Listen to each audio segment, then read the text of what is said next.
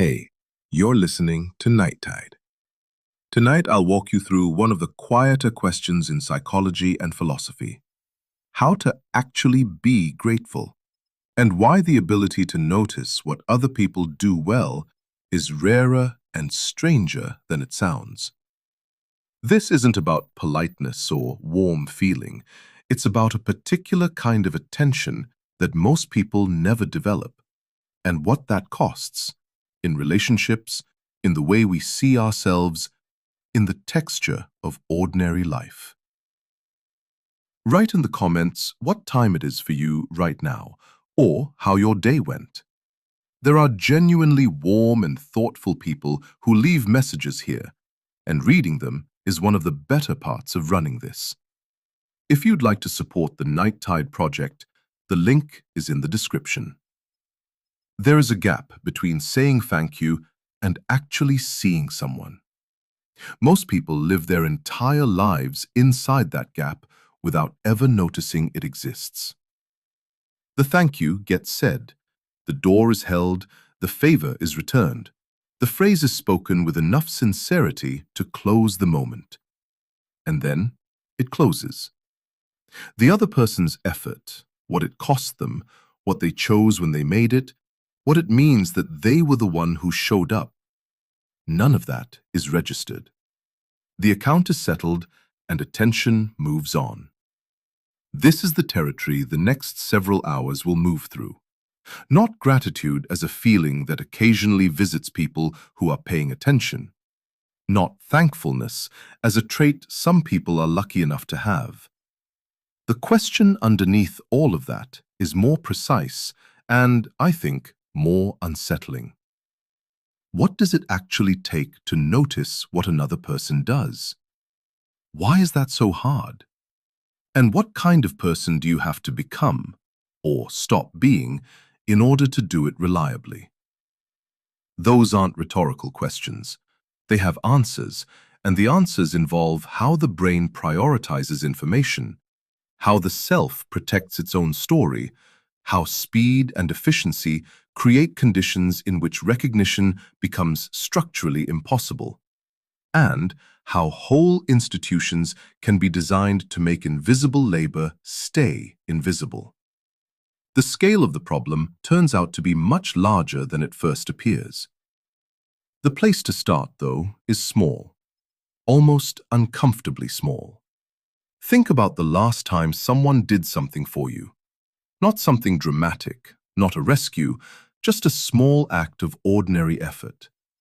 They remembered something you mentioned. They handled something so you wouldn't have to. They showed up when it would have been easier not to. The question isn't whether you said thank you. You probably did. The question is whether you actually saw it. Saw the act in enough detail to know what it cost them, what they were doing instead, what it meant that they chose to do it at all. For most people, in most moments, the honest answer is no. And the reason isn't ingratitude in any moral sense. The reason is that genuine noticing requires a specific kind of attention that nothing in ordinary life trains you to develop. The culture rewards speed, forward momentum, the efficient processing of what is happening so you can move to what comes next.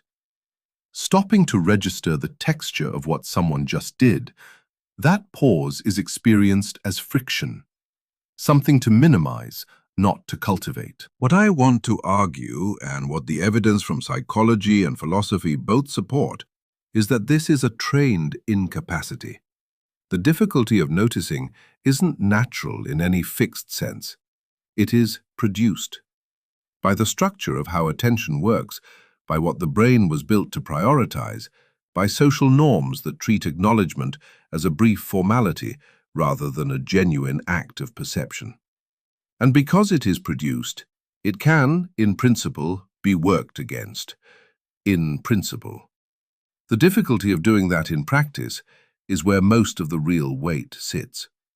The stakes of this are larger than they might seem from inside a single ordinary moment. Relationships erode not from dramatic conflict, but from the steady accumulation of unacknowledged effort. The things one person keeps doing and the other keeps not seeing, until the person doing them quietly stops or quietly changes in ways neither party can fully name. Families function on invisible labor that is never counted. Teams survive on the contributions of people who are never told what their contributions actually do. And at the far end of the scale, cultures that stop recognizing what their members do for one another become cultures in which people gradually stop doing it. Recognition is a resource, as real, as necessary as money, and distributed even more unevenly. That framing might sound large. It is large, but it connects directly to the smallest thing, the moment when you actually see, with precision and without rushing, what a specific person did and what it meant. That moment is not just personal warmth. It is the unit from which everything larger is built or fails to be built. And underneath all of it, underneath the neuroscience of threat detection, the psychology of comparison, the sociology of invisible labor, the philosophy of what a virtue actually is, there is a question about the self, about the story a person tells about who they are and what they have made of themselves. To genuinely see what others have done for you requires accepting something about your own life that the most common versions of self-understanding work very hard to obscure. That acceptance is not comfortable. It is not a small revision. That is where this is going. Attention comes before feeling. This is the claim that everything else here rests on, and it sounds simple until you press on it, at which point it turns out to be something quite different from what most people assume when they think about gratitude.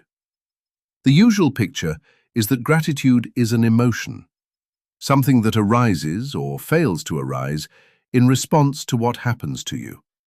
Someone does something kind, and either you feel the warmth of it or you don't. In this picture, the feeling is primary, and everything else, the noticing, the acknowledgement, the expression, follows from it or accompanies it. The person who doesn't feel grateful is either emotionally blocked or morally deficient. And the person who does feel it has, apparently, been given something that the other one lacks. That picture is the first thing to set aside. What actually happens in the sequence? What the psychology of attention makes clear is that the feeling depends entirely on a perceptual act that precedes it. You cannot feel the weight of what someone did if you have not first registered it with enough clarity to hold it as a specific, actual thing. The emotion does not generate the noticing. The noticing generates the possibility of the emotion. Take away the prior act of perception, and there is nothing for any feeling to attach to. You are left with a vague, general awareness that something happened, not with recognition of a person and a choice and an effort. This is the definitional shift that matters. Gratitude is not an emotional state that attentive people happen to have more of. It is a perceptual skill that either gets exercised or doesn't, and the emotional experience is a downstream effect, not the thing itself. Think about what it would mean for the noticing to actually occur. Someone did something for you, covered something you forgot, rearranged something in their day so yours could proceed more easily, absorbed a difficulty without naming it. For that act to register as a real object of attention, you would need to hold it long enough to ask, what did that cost them? What were they not doing while they did that? Was it easy, or did it require something? And crucially, was it chosen? Because the difference between a reflex and a choice is exactly what makes an act mean something to the person receiving it. Most of the time, none of those questions get asked. The act passes through awareness like a piece of information that has been logged and filed. The thank you gets said, which creates the sensation that the moment has been handled, and handled is not the same as seen.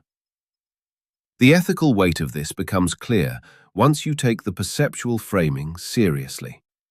If noticing is the prior act, if it is the thing that makes recognition real, then failing to notice is not merely a social omission. It is a perceptual failure with ethical consequences. The person who did the thing has not been registered as someone who made a choice that had weight. They have been, in a very specific sense, not quite counted, and they know it, even when they cannot say why the acknowledgement felt hollow or why the thank you left them unchanged. This is where attention becomes an ethical act, not a preparatory one. The quality of your perception of another person is already a form of treatment of that person. Whether you slow down long enough to hold what they did in enough detail to see it, that is already a moral question before anything is expressed or withheld. There is a boundary in this claim that is worth naming plainly. The argument that noticing is prior to feeling does not mean that feeling is unimportant or that genuine emotion can be replaced by careful attention in the way a technique replaces a skill. The feeling, when it comes, is real and is not the same as the act of looking. But the feeling cannot precede the looking. And because it cannot, training attention is the only available entry point into the whole sequence. There is nowhere else to begin. What this means for you, specifically in the actual texture of a day, is that the question to ask is not whether you feel grateful. That question arrives too late and asks about the wrong thing. The question is whether you looked, whether you paused on what the other person did long enough to make it specific, particular, real. Long enough for it to become something you could describe in its actual details, not just gesture toward as a category. The absence of that pause is not neutral, and the fact that it costs something, time, the forward momentum of a moment, the efficiency of getting through, is precisely why it is so rarely made. There is a structural bias in the way the brain handles information, and it runs directly against the possibility of noticing what other people do. Understanding it is not optional if you want to do anything about it. The brain was shaped over a very long time by the pressure of survival, and what survival required was not appreciation, it required vigilance. The organism that noticed the threat first had a better chance than the one that paused to register the good weather. So the nervous system developed what researchers sometimes call a negativity bias, a systematic tendency to weight bad news more heavily than good news, to register what is missing or wrong with more precision and more staying power than what is present or right. This is not a quirk or a malfunction. It is the dominant operating mode of human perception, running quietly beneath everything else. The practical consequence is specific and observable. When something goes wrong, when a person fails to do something you expected, when an effort falls short, when a favor is not extended, that registers sharply and stays. When something goes right, when the effort is made, when the favor arrives, when someone quietly handles something so you don't have to, it passes through awareness quickly, is logged briefly, and recedes. The shortfall lodges, the contribution passes. You experience this without naming it constantly. A colleague delivers something reliably for months, and that reliability becomes invisible background noise. Then they miss something once, and that becomes the salient fact. A partner in a household manages 100 small logistical things over years, and those things become part of the assumed structure of daily life. The moment that structure fails, or the moment the person maintaining it stops, what was invisible suddenly becomes visible, but only in its absence. This is the brain doing exactly what it was built to do. The problem is that what it was built to do is genuinely hostile to the act of noticing contribution. A woman at a desk in an open office realized, partway through a difficult week, that her computer had been quietly upgraded, the paper in the printer refilled, and a recurring administrative problem resolved, all by the same person without a word being said. She noticed only because she was looking for something else. The noticing felt accidental because it was. Nothing in the structure of the day had prompted it. The brain had processed all three events as neutral background. They weren't. Here the complication enters, because understanding the negativity bias does not automatically release you from it. Knowing the mechanism exists does not make the mechanism stop running. What it does, and this is where working against it consciously becomes possible, is create a second layer of attention, a capacity to notice when noticing is failing, to catch the moment when contribution is sliding into background and ask whether that sliding is perceptual default or accurate assessment. This is harder than it sounds, and not only because the brain resists it. There is a social element to it. Most environments do not reward the pause required for that second layer of attention. The workplace, the family dinner, the stream of messages moving through a phone. All of these are structured around forward motion toward the next thing. Stopping to look backward at what just happened, to register with precision what a specific person just did, runs against the grain of how almost every collective environment is organized. The pull is always forward, and what falls behind the movement is exactly the kind of small act that needs to be seen. The principle that follows from this, not as a technique but as a structural understanding, is that the default will always run toward absence if there is no active counter-pressure. The brain will not naturally arrive at a resting state of clear-eyed recognition of what others do. The default is threat and gap and shortfall, and everything else requires something to interrupt it. The word interrupt matters here. The counter-pressure is not a general attitude of openness or warmth. It is a specific interruption of a specific moment, a pause in the forward motion of attention directed at a specific act by a specific person. Not a resolve to be more aware, not a general orientation toward appreciation. Those are too diffuse to do anything against a bias this deep. What can do something is a moment-by-moment interruption that says, what just happened? Who did it? And what did it actually involve? That is where the limit of this understanding sits. Knowing the bias is structural does not resolve the difficulty of the practice. It only clarifies what the practice has to work against, which is not laziness or ingratitude or character failure. It is the entire evolutionary architecture of human attention, doing exactly what it was designed to do. The question of how to counter that without it being exhausting, without it becoming its own kind of vigilance that crowds out the ease of ordinary life, is not answered by understanding the mechanism. It stays open. And that openness is not a flaw in the argument. It is the condition of the problem. Saying thank you and actually seeing someone are two entirely different acts, and the gap between them is where most of what passes for acknowledgement quietly disappears. The ritual form of thank you has a specific function in social life, and that function is not recognition. It is closure. When you say thank you at the end of a transaction, you are signaling that the exchange is complete, that the account has been settled, that both parties can now move on. This is useful. It is efficient. It prevents the kind of open-ended social debt that would make ordinary cooperation unbearably complicated. The problem is that the signal of closure is also a signal to the brain that attention can be released. The account is settled, so there is nothing left to look at. What gets lost in that moment is the specific thing the other person actually did. The mind has filed the event.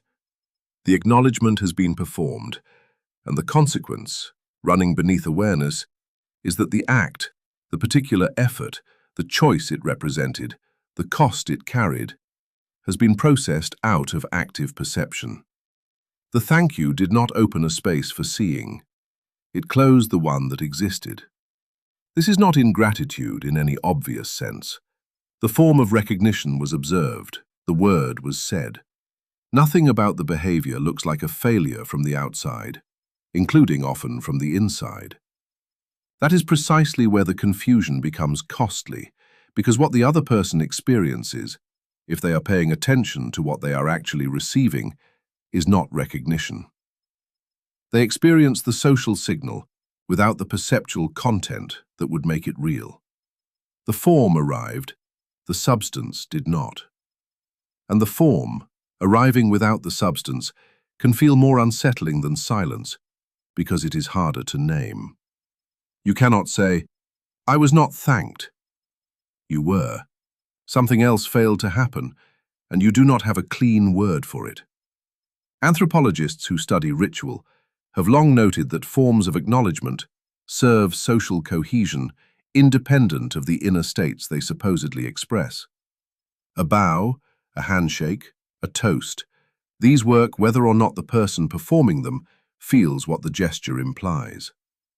The social function is real, but when the form is applied to interpersonal recognition between people in ongoing relationship, something different is required, and the gap between the form and the requirement is where relationships quietly lose something they needed. Take the situation of someone who regularly manages a difficulty that others in their environment do not see, who absorbs a friction point, reroutes a problem, keeps a process smooth so that everyone around them can proceed without interruption. When the people around them say thank you, reflexively, briefly, in passing, they are responding to a cue that something acknowledgement-shaped happened. They are not seeing the specific act, the pattern it belongs to, the ongoing choice it represents. The thank you performs the social function. The person performing it experiences completion. The person receiving it experiences something close to its opposite. This is where the stress test of the principle becomes visible.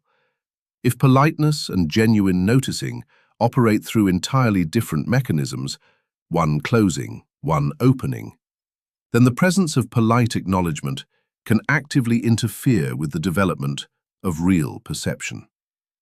Environments with high ritual courtesy are not necessarily environments with high genuine recognition. They may be the opposite. The elaborate social forms of acknowledgement give everyone the sensation that contribution is being seen, while the actual seeing never occurs, because the form provides a substitute that satisfies the social requirement without doing the perceptual work. You can test this in your own experience. Think of someone whose consistent effort you have thanked regularly, without ever stopping to specifically examine what that effort consisted of, what it required from them, how it changed what was possible for you. The thanks were real in the sense that they were genuine social responses. But the person, their actual choice, their actual exertion, their actual ongoing commitment, may have remained quite blurry in your perception, thanked and unseen at the same time. The principle holds until it meets a particular limit. There are people who understand, at some level, that the thanks they receive is formal rather than substantive, and who continue doing what they do anyway, either because the social form is enough to sustain them, or because what they are doing is intrinsically motivated, and recognition was never the driver. For those people, the gap between politeness and genuine noticing is less damaging than the principle might suggest. But that limit does not dissolve the principle. It reveals something more specific inside it. The person who does not need to be seen in order to continue is unusual, and building a relational or institutional environment around the assumption that most people are like that is a structural mistake that compounds over time. The fact that some people can sustain themselves on formal acknowledgement indefinitely does not mean that formal acknowledgement is sufficient for the relationship, the team, or the shared project. What it may reveal is that those people have learned over years to need less, and whether that is resilience or a quiet erasure of something they were entitled to expect, is a question worth sitting with. Where the principle breaks is exactly here. The ritual form of acknowledgement is not nothing. It is not simply a decoy that displaces genuine recognition. It carries real social meaning. It enables cooperation, and its complete absence would be worse than its presence without depth. The case is not that politeness is harmful and should be replaced with something rawer. The case is more uncomfortable than that politeness, functioning smoothly, can create the conditions in which genuine noticing never develops, because the social pressure that might otherwise push toward real perception is continuously relieved by the form. What this means, sitting inside that discomfort, is that the person who says thank you and means it, who has the genuine social impulse behind the word, is not necessarily doing something inadequate. But the form satisfying the social function does not settle whether the act has actually been seen. Those are different questions. They move on different tracks, and the fact that one has been answered leaves the other entirely open. Speed feels like gain. Every system around you is designed to reward it. The faster you process, the faster you respond, the faster you move from one demand to the next, the more you appear to be functioning well. What this reward structure quietly strips away is the kind of time that genuine noticing requires. And without that time, the perceptual act that precedes recognition never occurs. What does it actually take to notice what someone has done? Not in the abstract, specifically. You have to slow the forward movement of attention long enough to look backward at something that already happened. You have to locate a specific act by a specific person and hold it in focus long enough to see what it consisted of. This is not complicated, but it takes a second or two that the surrounding environment is constantly pulling you away from, toward whatever is arriving next. That pull is structural. It is not distraction in the ordinary sense. It is the organized momentum of every environment you move through, running against the grain of the pause that noticing requires. The cost of that frictionlessness is relational, and it accumulates without announcements. Think of what happens in a shared environment, a household, a team, a working relationship, where both people are moving at full pace through their respective demands. The contributions each makes to the shared space are real, but they are being processed in the margin of a moving attention. They register briefly, if at all, and recede into background as the next thing arrives. No one is being careless. No one is choosing not to see. The environment is simply organized in a way that makes the pause for seeing almost impossible to fit in without it feeling like an interruption of something more urgent. Is the pause actually less urgent? That is the question the form of modern efficiency has already answered on your behalf without asking you. What slows fast enough to see is usually something that breaks, a failure, a visible gap, an absence where something expected should be. The negativity bias, which the brain carries as its default architecture, is well suited to a high-speed environment precisely because it catches disruption without requiring the pace to drop. It catches what went wrong on the fly. What went right, what was done, absorbed, maintained, extended, does not announce itself in a way that moving attention catches. It requires the pause, and the pause is what efficiency culture treats as friction. This is where the insight sits, and it is worth staying with it rather than moving past it. The reason most people do not notice what others do for them is not a character failure. The reason is that the conditions under which noticing becomes possible, a deliberate slowing, a backward-directed attention, a moment of specific focus on a completed act, are systematically absent from the structure of the day. The day is built for forward motion. Noticing requires the opposite. These are not marginally incompatible. They are deeply opposed. A person managing a project becomes aware, midway through a difficult afternoon, that three things they would normally have had to handle themselves have already been dealt with. Someone moved ahead of their need, absorbed the friction before it reached them. The awareness arrives because they happen to be still for a moment. Not because anything prompted it, not because the environment made space for it. The moment of stillness was accidental, and the noticing was its byproduct. The question this raises is how many such moments never arrive because the stillness that would carry them never occurs. The human cost of that continuous forward movement is not visible in any single exchange. It accumulates in the texture of relationships. The person whose effort is absorbed into background, day after day, inside an environment that never slows enough to register it, is not receiving a neutral signal. They are receiving a signal. The absence of acknowledgement is itself a signal, and that signal, over time, shapes what they believe about whether what they do matters, whether they are seen as specific individuals or as functioning parts of a system.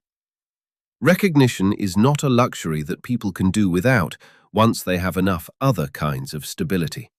It is something closer to confirmation that the self exists in the perception of another. When that confirmation is continuously withheld, not through malice but through pace, the person on the receiving end does not simply feel underappreciated.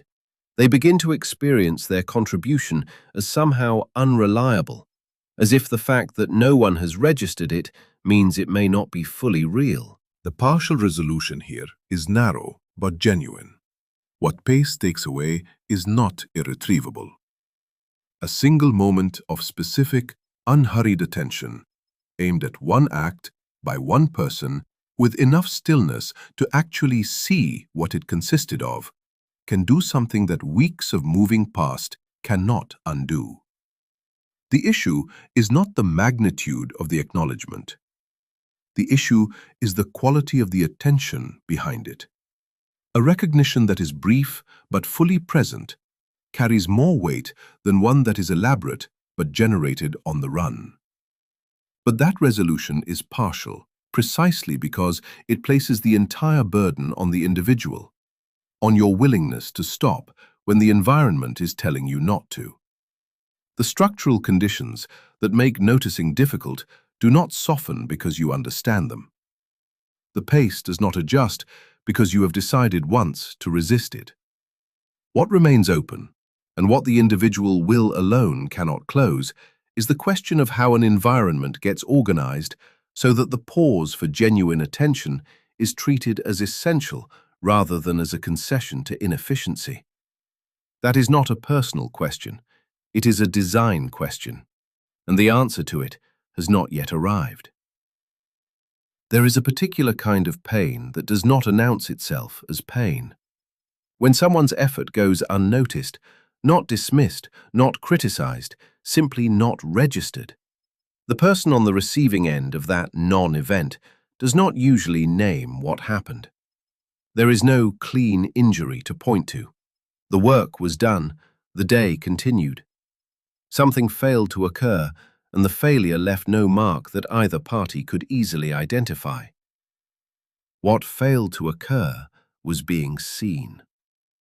The psychological need for recognition is not a preference, not a sensitivity, not something that more robust people feel less urgently.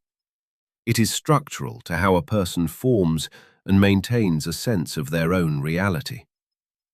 The philosopher Charles Taylor argued at length that identity is not self-generated in isolation. It forms in relation to others who orient toward you, who register your presence, who respond to what you do. Recognition is not a reward for good work. It is closer to the confirmation that you are a subject rather than a background element. When that confirmation is withheld, not angrily, not deliberately, but simply through the absence of perception, the person whose effort passed unregistered does not feel merely undervalued. They feel, at some low and often unarticulated level, less certain that what they did was real. This is not fragility. This is how the formation of self actually operates. And it is worth sitting with that distinction rather than moving past it. The common assumption here is that people who are not acknowledged simply feel bad. Hurt feelings, wounded pride, a bruise that time will heal. Refutation arrives when you look more carefully at what actually happens over time. The experience of sustained non-recognition does not stay at the level of emotional discomfort. It migrates. It begins to affect how the person perceives their own contribution, whether they trust their own assessment of what they have done, whether they are willing to continue doing it. Someone who regularly absorbs a difficulty on behalf of others in their environment, who manages an ongoing friction point, keeps a shared process intact, handles what would otherwise become someone else's emergency, and who receives no specific acknowledgement for this, does not simply accumulate hurt. They begin, gradually and often without noticing, to doubt the significance of what they do. The work is the same. The external conditions are unchanged. But the internal ground under the contribution has shifted, and the shift is caused by the absence of another person's perception. Think of a person who handles the quiet logistics of a shared life, the preparations that make everything else possible, that run ahead of need so that need never becomes visible as a disruption. For a long stretch, no one names what this consists of. The smoothness is registered as the natural state, and its source remains invisible. What the person carrying that work eventually experiences is not resentment, or at least not only resentment. It is something more disorienting than that. A creeping uncertainty about whether the effort is real, whether it matters, whether the version of themselves they present through this work is legible to anyone else at all. The form of the self that acts through contribution requires an outside register to remain coherent. The complication that enters here is that this need, real as it is, can be exploited. The moment you understand that being seen is necessary to people, you have identified a lever. Acknowledgement can be deployed strategically, offered just enough to maintain a person's engagement, withheld just enough to keep them uncertain, used as currency to enforce compliance. This is not hypothetical. It is a recognizable dynamic in certain kinds of relationships and institutions. The supervisor who names your contribution publicly in ways that make refusal feel like ingratitude. The person in a close relationship who acknowledges you warmly when they want something and goes quiet when they do not. The acknowledgement in these cases is real in form. Its function is manipulation, not recognition. Naming this does not undermine the genuine thing, it clarifies it.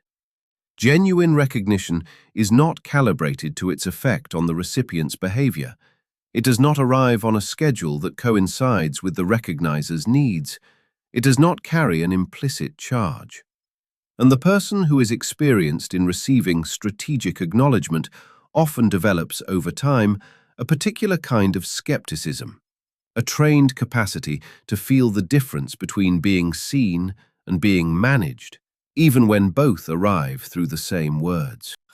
What this means for how recognition actually works is something the comfortable version of this conversation tends to skip.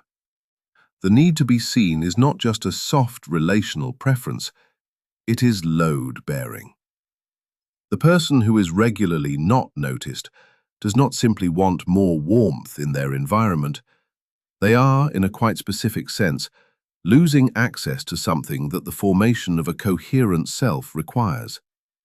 And the person who genuinely sees them, who notices the specific act, names what it consisted of, communicates that it registered, is not performing a courtesy. They are doing something closer to confirming the other person's existence as a subject. The weight of that is worth holding rather than immediately resolving. Because what remains open at the edge of this is the question of what it asks of the person doing the noticing. Genuine recognition of another person's effort is not passive. It requires a specific orientation of attention toward the other person's act rather than its results for you, toward what the effort consisted of rather than what it produced. And that orientation is not natural in the sense of arriving without effort. It must be chosen, repeatedly, against the pull of a perceptual system that is structurally more interested in what it still needs than in what it has already received.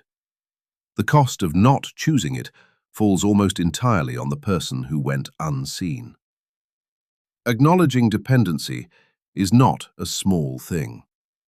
It feels small from the outside, a recognition that someone helped you, that you needed what they gave, that at a particular moment you were not sufficient on your own. But for the self that has organized itself around competence, around the ability to manage, to figure things out, to not require rescue, that recognition touches something much deeper than politeness. It touches the architecture. Here is the claim, stated plainly. Genuine gratitude requires you to admit that you needed it. And for a particular kind of person, and most people are this kind of person in at least one domain of their life, that admission is structurally threatening. The shift in definition matters. Acknowledgement of dependency is usually framed as an emotional act, something in the register of humility or warmth. But what it actually is, when you look at it carefully, is a revision of the self-concept. To say, in full honesty, what you did made a difference that I could not have made for myself, is not just to thank someone. It is to modify the story of who you are and what you have built. That story, in most people who function at a high level of competence, runs something like this. I handle things. I learn what I need to learn. I get through what I need to get through. My outcomes reflect my effort and my capability. The story is not false.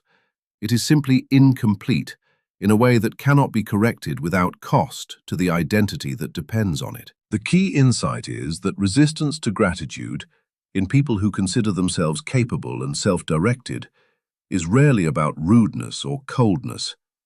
It is a self-protective mechanism operating at the level of identity. When the confirmation of what someone did for you would require you to revise the narrative of self-authorship, the mind has strong reasons to leave that confirmation unspoken, or, more precisely, unfelt.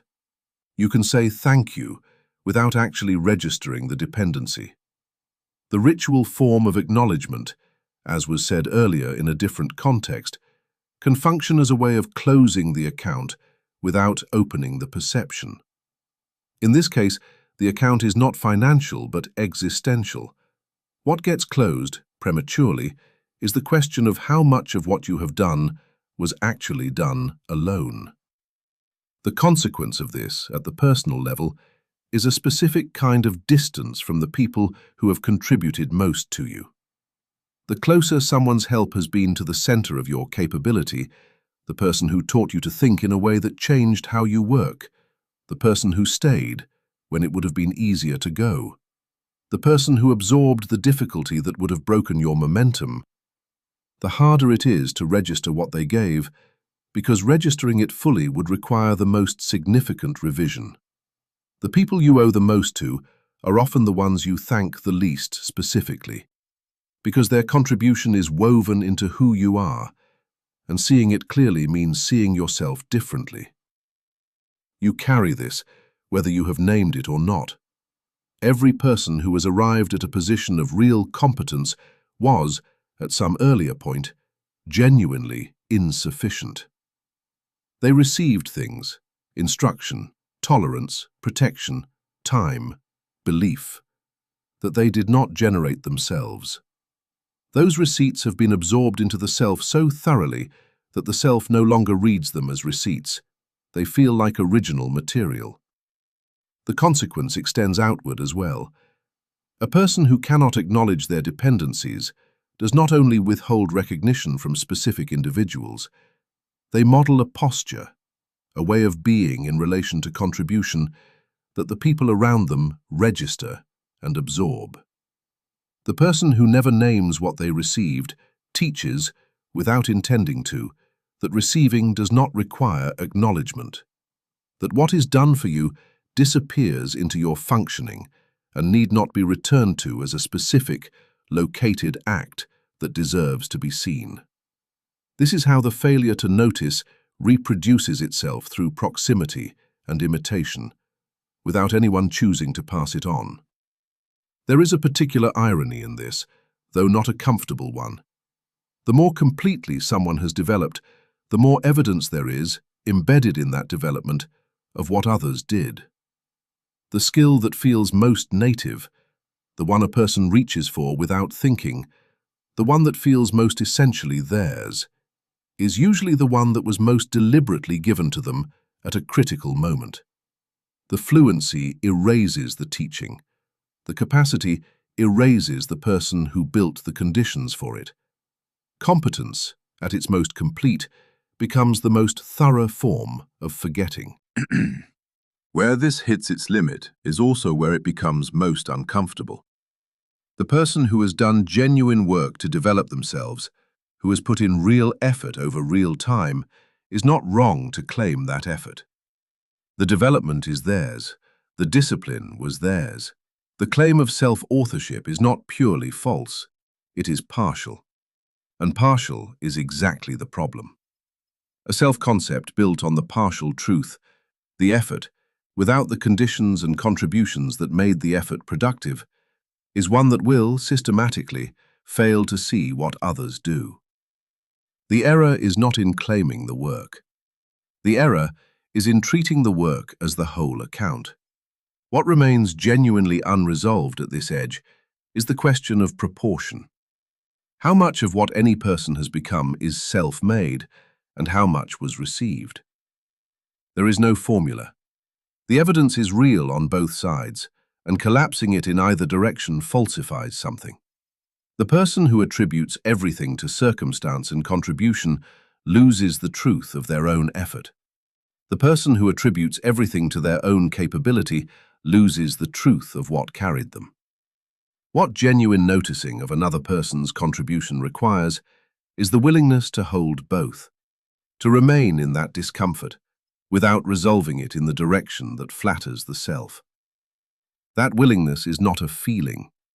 It is a sustained act of perception, and it is exactly the act that the self-sufficient self has the most organized reasons to resist. The paradox sits at the center of achievement, and it is worth naming directly. The more genuinely capable a person becomes, the less able they are to see what made that capability possible. This is not a moral failing. It is not ingratitude in the ordinary sense of the word. It is something more structural than that, and more interesting, and ultimately more consequential. Competence does something specific to perception. When a skill becomes automatic, when a way of thinking becomes native, when a capacity that was once effortful becomes the background from which all other effort proceeds, at that point, the skill no longer presents itself as something received. It presents itself as something owned. The teaching that produced it has disappeared into the fluency. The moment of transmission is gone. What remains is only the capability, and the capability feels original because it operates from inside the self, not from any identifiable outside source. This is why high achievers, people who have done real work, sustained real discipline, produced results that genuinely reflect their effort, are often the worst at acknowledging what carried them. And the word worst here does not mean least willing. It means structurally least equipped. The evidence is buried too deeply in their functioning. The contribution has been so thoroughly absorbed that it no longer reads as contribution. It reads as self. What this produces is a particular kind of blindness that is almost impossible to correct from the outside because it does not feel like blindness. It feels like an accurate account of how things happened. Someone who learned to think rigorously because a single teacher held them to an extraordinarily high standard for 2 years will, decades later, experience their rigor as their own. They are not wrong. The discipline they applied was theirs. The thousands of hours of practice were theirs. But the standard, the original insistence on precision that shaped what practice even meant, that came from somewhere else, from someone else, and it has been so fully internalized that it is no longer legible as a gift. You can feel the shape of this in your own life if you stay with it long enough. Think of a capacity you rely on, something that feels like a core part of how you function. Now try to trace it backward, not to your practice of it, but to the first conditions that made the practice possible. Who decided you were worth the time? Who created the environment in which that particular development could happen? Who absorbed the cost of your early, ungainly attempts? The further back you trace, the more names appear. And those names are often the least thanked, because the further back they sit, the more completely their contribution has been absorbed into what you now call yourself.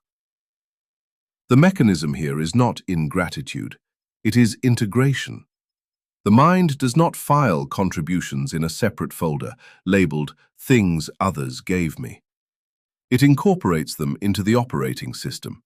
They become how you process, how you respond, how you see. And what has become how you see cannot easily be seen. This is not a design flaw, it is simply what development does. But the consequence, the perceptual consequence, is that the people most responsible for the conditions of your competence are the least visible to you, and therefore the least likely to receive recognition for what they actually did. The resolution that presents itself here is the one that always presents itself in this kind of argument. Become aware of the process, trace the lineage, consciously attribute. And that is not nothing. Awareness does something. The act of tracing backward, of genuinely asking where a capability came from, can surface names and moments that have been living in the background without acknowledgement. That kind of deliberate reconstruction is real. But awareness runs into a limit that is also structural. The limit is that you can only trace what you can remember, and what you can remember is only the portion of contribution that arrived with enough visibility to leave a trace. The deepest influences are often the ones that operated without calling attention to themselves. The person who quietly extended your timeline when you needed more time. The person who never made you feel inadequate during the period when you were most inadequate. The person who chose not to say the critical thing at the moment when hearing it would have closed off the development rather than opened it. These absences of pressure, of judgment, of interference do not leave recoverable memories. They leave only the space in which you grew, and you cannot see a space, you can only occupy it. This is where resolution genuinely fails, not as a rhetorical move, but as an actual limit. The accounting cannot be completed. The full ledger of what was received cannot be reconstructed, because a significant portion of what was given arrived in forms that perception cannot recover. You can develop the habit of noticing. You can practice looking backward with more care. You can name what you can name, and still remain certain that what you have named is a fraction of what actually carried you. The fraction is real. The invisibility of the rest is also real. Both remain true simultaneously, and there is no method that collapses that gap. What this leaves you with is something uncomfortable to sit with. The self-concept of the accomplished person, the self that can legitimately point to years of effort, to real development, to genuine results. That self is accurate as far as it goes, and it does not go far enough. To genuinely see what another person contributed to your development is to hold both of those truths at the same time. The effort was real, and it was not sufficient on its own. The conditions were given. Much of what was given cannot be fully recovered or specifically thanked. The incompleteness of the accounting is permanent. That permanence is not an excuse for giving up on the accounting. It is the reason the accounting must be ongoing rather than concluded. The person who tells themselves they have adequately recognized what they owe, that the ledger is now balanced, has almost certainly stopped too early. Stopped at the point where the visible contributions end before the invisible ones begin. Something ends before anyone decides to end it. That is the particular quality of what happens when contribution goes unacknowledged over time. Not a rupture, not a confrontation, but a slow withdrawal that neither person in the relationship can point to as a moment.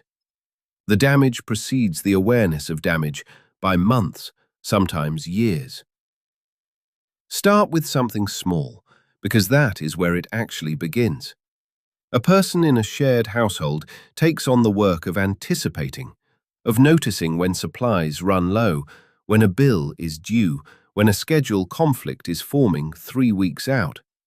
They do this consistently, invisibly, without ceremony. The other person benefits from this continuously without registering that benefit as something someone is producing. It just feels like how things are. The environment is managed.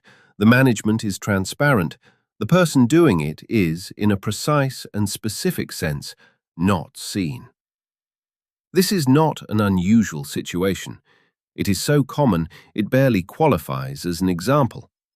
What makes it worth examining is what happens next, not in dramatic terms, but in structural ones. The person doing the invisible work does not, initially, feel resentment. They feel something more like a quiet expectation that at some point the work will register, that eventually the other person will notice and name what they are noticing. When that acknowledgement doesn't arrive, the expectation doesn't disappear, it calcifies. It becomes a standing deficit, a permanent background condition of the relationship, unnamed by either party, but felt continuously by one of them. The absence of recognition compounds. Each additional act that goes unseen does not simply add to the total, it confirms the pattern. And confirming the pattern is different from adding to the count because confirmation changes what the unacknowledged person understands about the relationship itself. They stop expecting acknowledgement not because they no longer want it, but because expecting it has become painful. And stopping is the only way to stop the pain. What looks from the outside like acceptance is often withdrawal, a decision, not always conscious, to invest less, to care less, to extend less effort beyond the minimum. The relationship has not collapsed. Nothing has been said. The two people still share a space, still complete the ordinary transactions of daily life, but something has changed in what one of them is willing to give, and the other person, if they notice anything at all, notices only a vague cooling, a drop in temperature without a traceable cause. They do not know what they fail to see, because they were never in the habit of seeing it. The failure is not a single moment of inattention. It is the accumulated result of a perceptual structure that was never built. This is where the principle expands past the personal. What happens in one household is also what happens in teams, in institutions, in any sustained arrangement where people are contributing at different levels of visibility. The people whose work is most essential and least visible tend to be the people whose withdrawal causes the most structural damage, and whose withdrawal is discovered the latest, because the absence of invisible work looks, at first, exactly like its presence. The smooth functioning continues until the moment it doesn't, and by the time the disruption is visible, the decision to withdraw has already been made and consolidated. There is a term that economists sometimes use when describing this kind of erosion in labor contexts. They call it the attrition of discretionary effort. The formal requirements of a role can be enforced.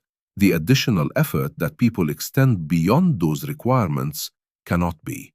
It is given voluntarily or it is not given, and it is sustained by the experience of being seen. When that experience is absent, when the extra effort is absorbed into the baseline expectation without acknowledgement, it tends not to persist. People calibrate to what is noticed. They do not, as a rule, sustain indefinitely what they have evidence will never be recognized. Stress test the principle here because it has limits that matter. Not every unacknowledged contribution leads to withdrawal. Some people maintain their effort regardless, out of internal commitment, out of a sense of responsibility that does not depend on external confirmation, out of love in the deepest sense, which is the willingness to give without the assurance of being seen. That capacity is real, and it is worth honoring rather than explaining away. But even that capacity has a flaw. The person who gives without expectation of acknowledgement is not giving without any effect of non-acknowledgement. The effect shows up elsewhere, in what they allow themselves to need from the relationship, in what they disclose, in the quality of their presence. Full presence in a relationship, the kind that includes genuine vulnerability and continued investment, tends to require some evidence that the investment registers. Without that evidence, people remain present in a reduced form, technically there, functionally contracted. Where the principle breaks is precisely at the question of causation. The erosion that accumulates from unacknowledged contribution is real, but it is not the only thing operating in any given relationship. People withdraw for many reasons. Contribution can go unacknowledged because the relationship has other problems that have made acknowledgement difficult, and those problems might be the primary driver. The direction of causation is not always clear, and assuming that the silence around contribution is the central mechanism when it is only one of several can lead to a kind of analysis that flattens what is actually a complex structure. The principle holds as a tendency, not as a determinism. What that means practically is this: the absence of expressed recognition is one of the most reliable ways to gradually reduce what people are willing to give, but it works in combination with everything else that shapes the relationship, not in isolation from it. The person who is otherwise supported, otherwise valued, otherwise in a relationship of real mutual care, can sustain unacknowledged contribution longer without significant contraction. The person who is not receiving that broader support contracts faster, and the unacknowledged contribution accelerates what was already happening. What this means for how you look at the relationships around you is not comfortable. The erosion, when it is occurring, is largely invisible from the position of the person who is not doing the seeing. You do not experience yourself as failing to notice. You simply experience the relationship as having a certain temperature, a certain level of energy, a certain quality of mutual engagement. If that quality drops, the cause does not announce itself. It has already been happening, quietly, in the space between what someone kept doing and what you kept not registering. The damage is real before it is named. And it is named, if it is named at all, far later than it began. What does it mean when someone stops doing something they were never asked to do? When the extra effort, the thing that made the collaboration genuinely work, that gave the relationship its quality, quietly recedes without announcement, without explanation, sometimes without the person themselves fully understanding why. The question points towards something that does not live in the realm of feeling. It lives in the realm of information. Expressed recognition is information. That is the most precise way to put it, and the precision matters because it changes what we are talking about entirely. When you tell someone what they did that made a difference, specifically with enough detail that they know you actually saw it, you are not just performing courtesy. You are transmitting a signal that has functional consequences. The signal tells them where their effort landed, what shape it took in the world, which of the things they did actually mattered to you, and why. Without that signal, they are operating in the dark, producing output into a space that gives back no confirmation of impact. And behavior, without confirmation of impact, does not stay stable. This is not a dramatic claim. It is a quiet description of how people actually calibrate what they do. You orient toward what registers, not consciously, not cynically. It is not calculation. It is closer to the way a plant grows toward light. The effort that is met with acknowledgement becomes easier to continue.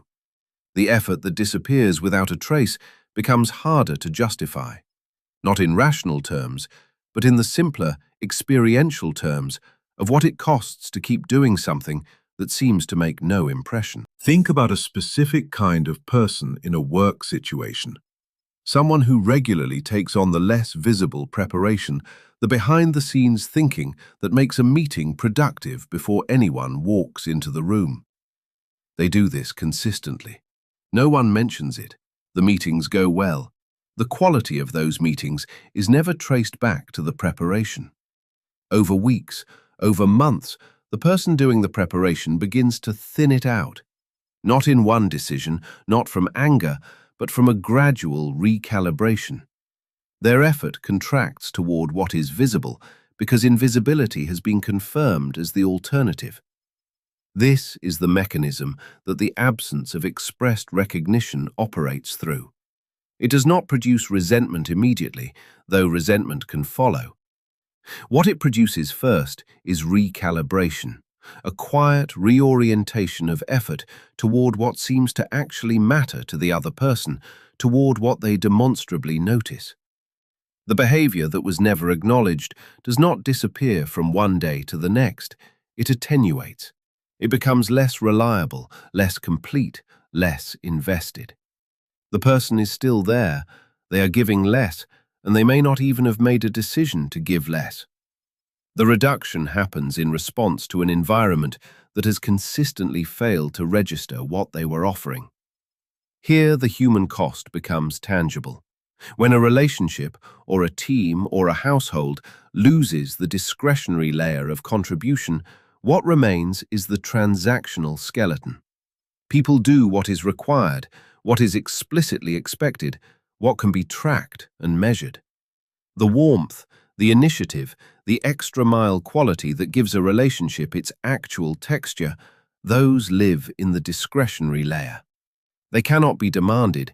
They are given in response to an environment that makes the giving feel real, and they are withdrawn from an environment that seems to confirm that the giving was never noticed in the first place. What makes this particularly difficult to address is that the person who failed to express recognition rarely experiences themselves as having withdrawn anything. They did not take something away, they simply did not give something, did not offer the acknowledgement, did not name what they saw, did not close the loop that would have told the other person their effort registered. The omission is invisible to the person who made it, and so is the consequence. They notice only that the relationship has a certain quality now, that something is less present, that the other person seems less engaged, without being able to locate what happened or when. The partial resolution here is not about generating more warmth or deciding to care more deeply. It is narrower and more concrete than that. The act of expressing recognition, specifically of saying what someone did and what effect it had, puts information back into a loop that has been running on empty. It does not undo the accumulation of unacknowledged contribution. It does not restore instantly what attenuated gradually. But it does something the absence of recognition cannot do. It confirms that the contribution exists, that it is legible, that it lands somewhere. For a person who has been operating without that confirmation, a single, specific, and genuine acknowledgement can shift the experiential ground considerably. Not because they were waiting to be flattered, but because they were waiting for evidence that the effort was real. The complication that stays unresolved is this. Knowing that expressed recognition functions as information does not automatically produce the ability to offer it. The person who has not developed the habit of noticing what others do cannot express recognition they do not have. The signal cannot be transmitted if the perception never formed. So the problem of expressed recognition connects back always to the prior problem of attention. And attention, as something that can be trained rather than simply felt, remains the unsettled ground beneath all of this. The behavior that is never noticed is the behavior that will eventually withdraw, and the noticing is what the whole capacity rests on. There is a difference between the thing happening inside you and the thing that reaches another person. Private recognition, the moment when you register genuinely what someone has done, is real. It changes something in how you experience the relationship, how you understand your own position within it, what you allow yourself to feel about the person who acted. All of that is real, and yet it gives nothing to them.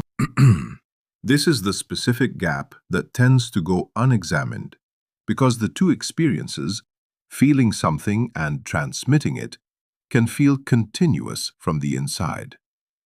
When you notice what someone did, when it actually lands for you, the internal state can be so vivid that it creates the impression of having communicated. You feel seen something. That felt seeing seems to travel. But it doesn't. Recognition that stays interior is, from the other person's position, indistinguishable from no recognition at all. The scale of the claim here is large. The failure to express what you have privately registered is not a small social omission. It is a form of withholding, not hostile, not usually conscious, but functional in its effect. The person who did something, who extended effort in a specific direction for a specific reason, has no access to the fact that you noticed. Your private gratitude does not warm the room they are standing in. Narrow that down to something concrete. Consider the person who reorganized something that was making your life harder. Not dramatically, not with announcement, just quietly rearranged a system, anticipated a problem, absorbed friction before it reached you. You noticed. You felt something. You thought at some point that you should say something. And then the moment passed, and the days moved, and the acknowledgement never arrived. What you hold internally is a warm recognition of what they did. What they hold is silence. From their position, what happened is that the effort made no impression. The two positions are entirely different. The internal experience does not bridge that gap. What this means at the level of how relationships actually function is that private recognition creates a false equilibrium. The person who feels grateful privately is satisfied. Their internal state is one of having noticed, of being aware of the contribution. That satisfaction can actually reduce the pressure to act because it produces the sensation of having done something when nothing has been communicated. The perceived account is closed from the inside. From the outside, it was never opened. The asymmetry accumulates. Over time, the person doing things that go unacknowledged does not know that a record is being kept somewhere, that internally someone is registering their contributions with warmth and recognition. That information is inaccessible to them. What is accessible is the texture of the relationship as it actually manifests in behavior and language. If that texture does not include expressions of what was seen, then the ongoing experience is one of invisibility, regardless of what is happening in someone else's interior life. There is something worth pressing on here. The impulse to treat private and expressed recognition as equivalent is not simply laziness or avoidance. It can be rooted in something that feels like respect, the sense that naming what someone did might embarrass them, might seem like evaluation, might reduce a spontaneous and generous act to a transaction being tallied. Some people withhold expressed acknowledgement out of a genuine concern for the other person's comfort, not from indifference to their contribution. That concern is real, and it has genuine weight. At the same time, the person who avoids expressing recognition in order not to make the other person uncomfortable is making a unilateral decision about what the other person needs. And that decision is, structurally, a substitution of their own discomfort with the act of acknowledgement for the other person's actual experience of being seen. The discomfort of the person offering recognition is not the measure of whether the recognition should be offered. Systemically, what this produces is a culture in which the internal life is treated as sufficient, in which people believe they are generous because they feel generous, believe they are attentive because they notice things, believe they are in relationships of mutual recognition because their private experience includes genuine appreciation. The social texture of such a culture is one of simultaneous, warm, private feeling and chronic, unacknowledged contribution. Everyone is internally grateful. No one is actually seen. The open question that this creates is not whether expressed recognition is valuable. That is settled. The question is about the self that holds back. What is the person protecting when they keep their recognition interior? What does the act of expressing it require that makes it feel different from simply feeling it?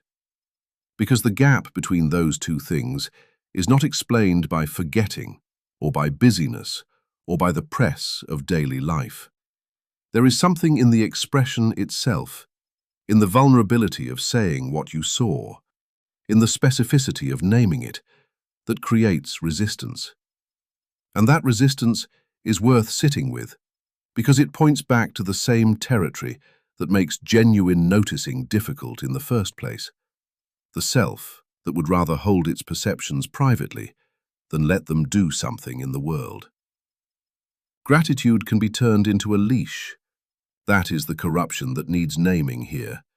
And it is worth stating plainly, without softening, because the failure to name it leaves the genuine thing unprotected. The mechanism is not complicated. When someone in a position of greater power acknowledges a person in a position of lesser power, acknowledges their compliance, their deference, their continued labor under terms they did not set, the acknowledgement functions as confirmation that the arrangement is correct. You thanked them. They must have deserved it. The hierarchy has been ratified by the gesture of recognition. The person who was thanked may even feel seen, briefly, which makes the silencing more effective. Acknowledgement, offered in place of structural change, is among the more elegant instruments of suppression, because it mimics the genuine thing closely enough to produce a similar emotional response, while delivering none of what the genuine thing would require. So there are two possible consequences when we recognize that acknowledgement holds power. The first is that we learn to use acknowledgement more deliberately, to see it as something real that can do genuine good in a relationship, a system, a household. The second is that the recognition of its power makes us suspicious of every instance of it, unable to distinguish between the acknowledgement that opens something and the acknowledgement that closes it.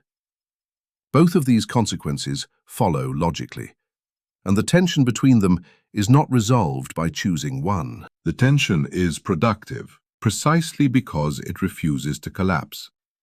If you respond to the corruption by becoming skeptical of all expressed recognition, you're extending the corruption's reach, letting it contaminate the territory it was never meant to occupy. But if you set aside the corruption as an aberration and proceed as though it has nothing to teach you about the dynamics of acknowledgement, you are ignoring something structurally important about how recognition operates between people who do not occupy the same ground. Power changes what acknowledgement does. A peer noticing your contribution and a superior noticing your compliance are not the same act dressed in the same language. The words may be identical, the relational position of the person speaking them is not. When the person who controls your conditions also manages your sense of being seen, the two functions have merged in a way that makes genuine recognition nearly impossible to locate. You cannot easily separate what you feel as acknowledgement from what you feel as the relief of having satisfied the one who holds the terms of your situation. This is where the limit of explanation becomes apparent. Describing the mechanism does not dissolve it. Knowing that gratitude can function as obligation does not make it transparent when you are inside it.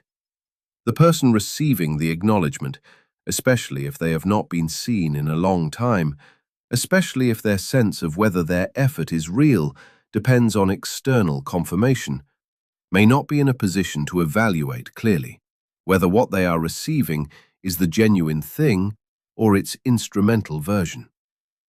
Recognition that is delivered when someone is exhausted, overlooked, or uncertain about their own value does not arrive into neutral psychological territory. It arrives into need. The human cost here is specific. When gratitude becomes a management tool, when it is deployed to maintain compliance rather than to genuinely register what someone has done, the people on the receiving end of it lose something they may not be able to name. They lose the ability to trust the experience of being seen. Each subsequent act of acknowledgement they receive carries a shadow. Is this real, or is this the leash again? That erosion of trust is not paranoia. It is a rational response to having been inside a relationship or an institution where the two were indistinguishable. You learn to be suspicious of the thing you most need, and that is a particular kind of damage. The partial resolution is not about identifying which instances of acknowledgement are genuine and which are instrumental, as though there were a reliable test.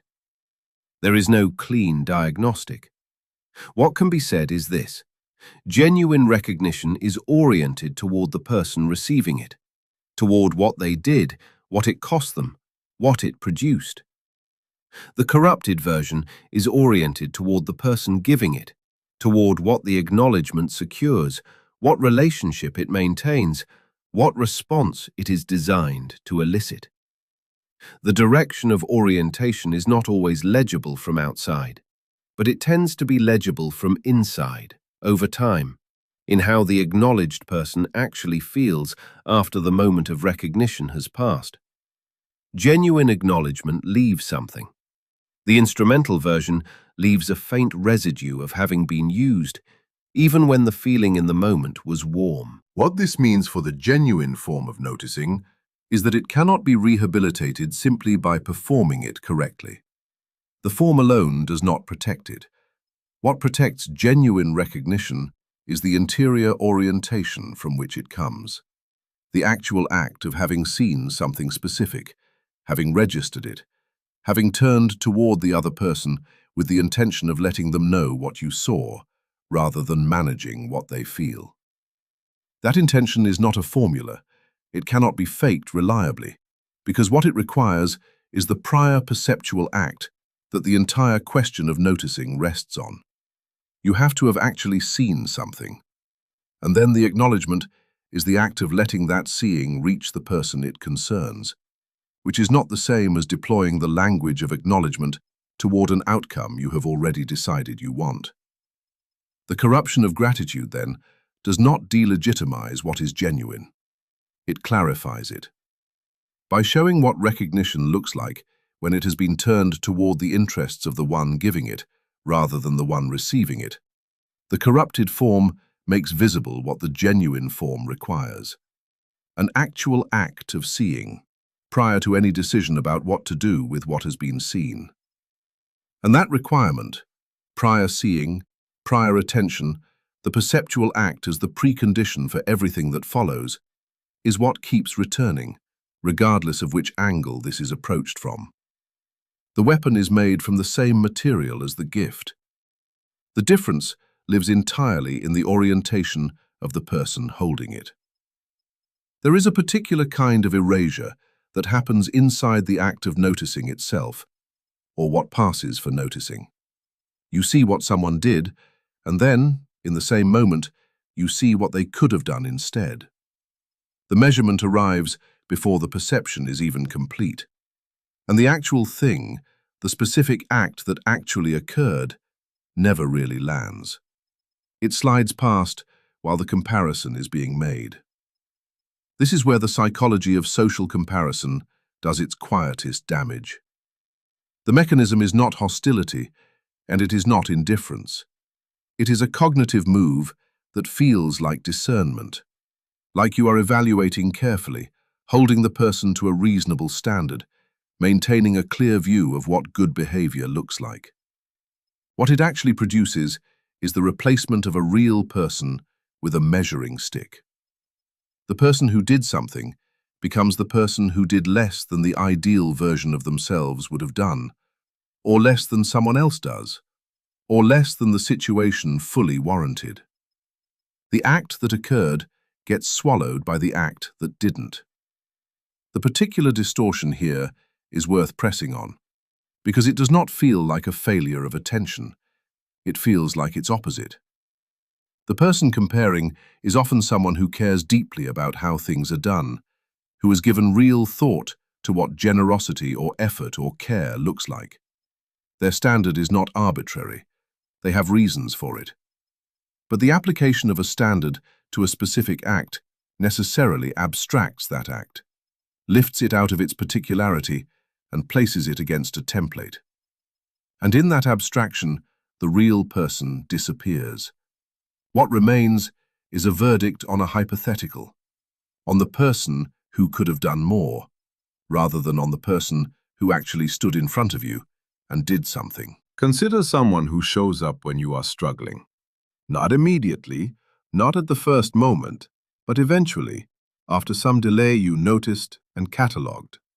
They bring food, they sit with you, they stay longer than they said they would.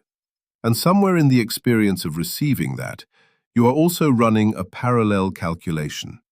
Someone else would have come sooner, would have called first, would have asked more directly what you needed. The comparison generates a kind of low hum beneath the actual encounter, a frequency that makes genuine reception impossible. You are not fully in the room with the person who came. You are partially in a room with the person who didn't, or who came in a version of this that only exists in your assessment of what should have happened. The real person who came is standing in an argument they don't know they're part of. That is what comparison does to acknowledgement. It removes the other person from their own act. They become a data point in a private evaluation, rather than the subject of genuine attention. And because the comparison is rarely voiced, because it lives inside the one making it, often below the level of explicit thought, the person being compared does not have access to what is happening. They receive the dampened response, the acknowledgement that feels qualified, the thank you that contains a hesitation they can feel but cannot locate. They do not know they are being measured against someone who was never there. The psychology of this has a specific texture that is worth naming. Comparison feels like high standards. It presents itself as a refusal to settle, as a commitment to what real care looks like. But the effect on noticing is corrosive, because genuine recognition requires contact with the specific, with this person, this act, this moment. The moment you introduce the ideal standard, you have moved into the abstract. You are no longer attending to what happened. You are attending to the gap between what happened and your model of what should have happened, which is an entirely different object. The gap is not a person. It gives nothing to the one you are supposedly recognizing. What makes this particularly hard to address is that the impulse driving it is not ugly. The impulse comes from caring about what generosity and attention and effort are supposed to look like.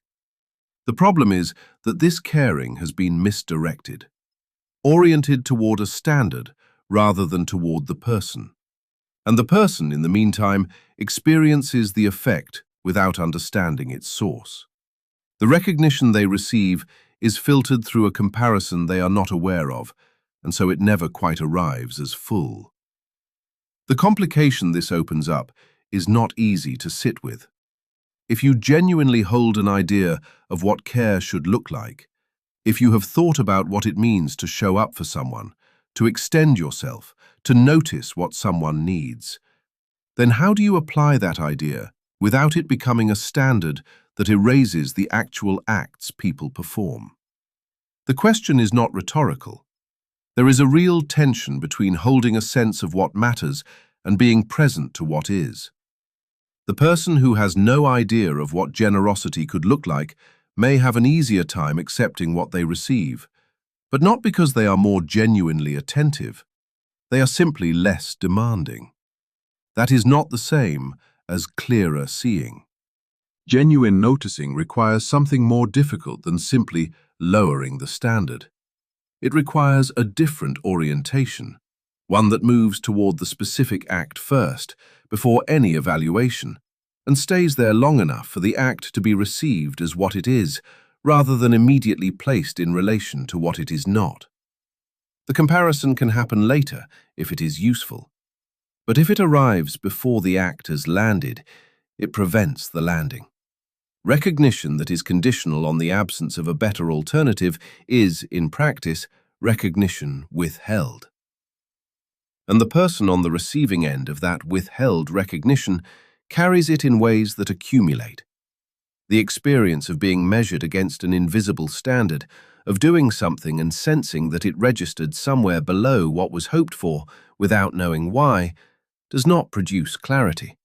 It produces a vague sense of inadequacy that has no clear sort and therefore cannot be addressed.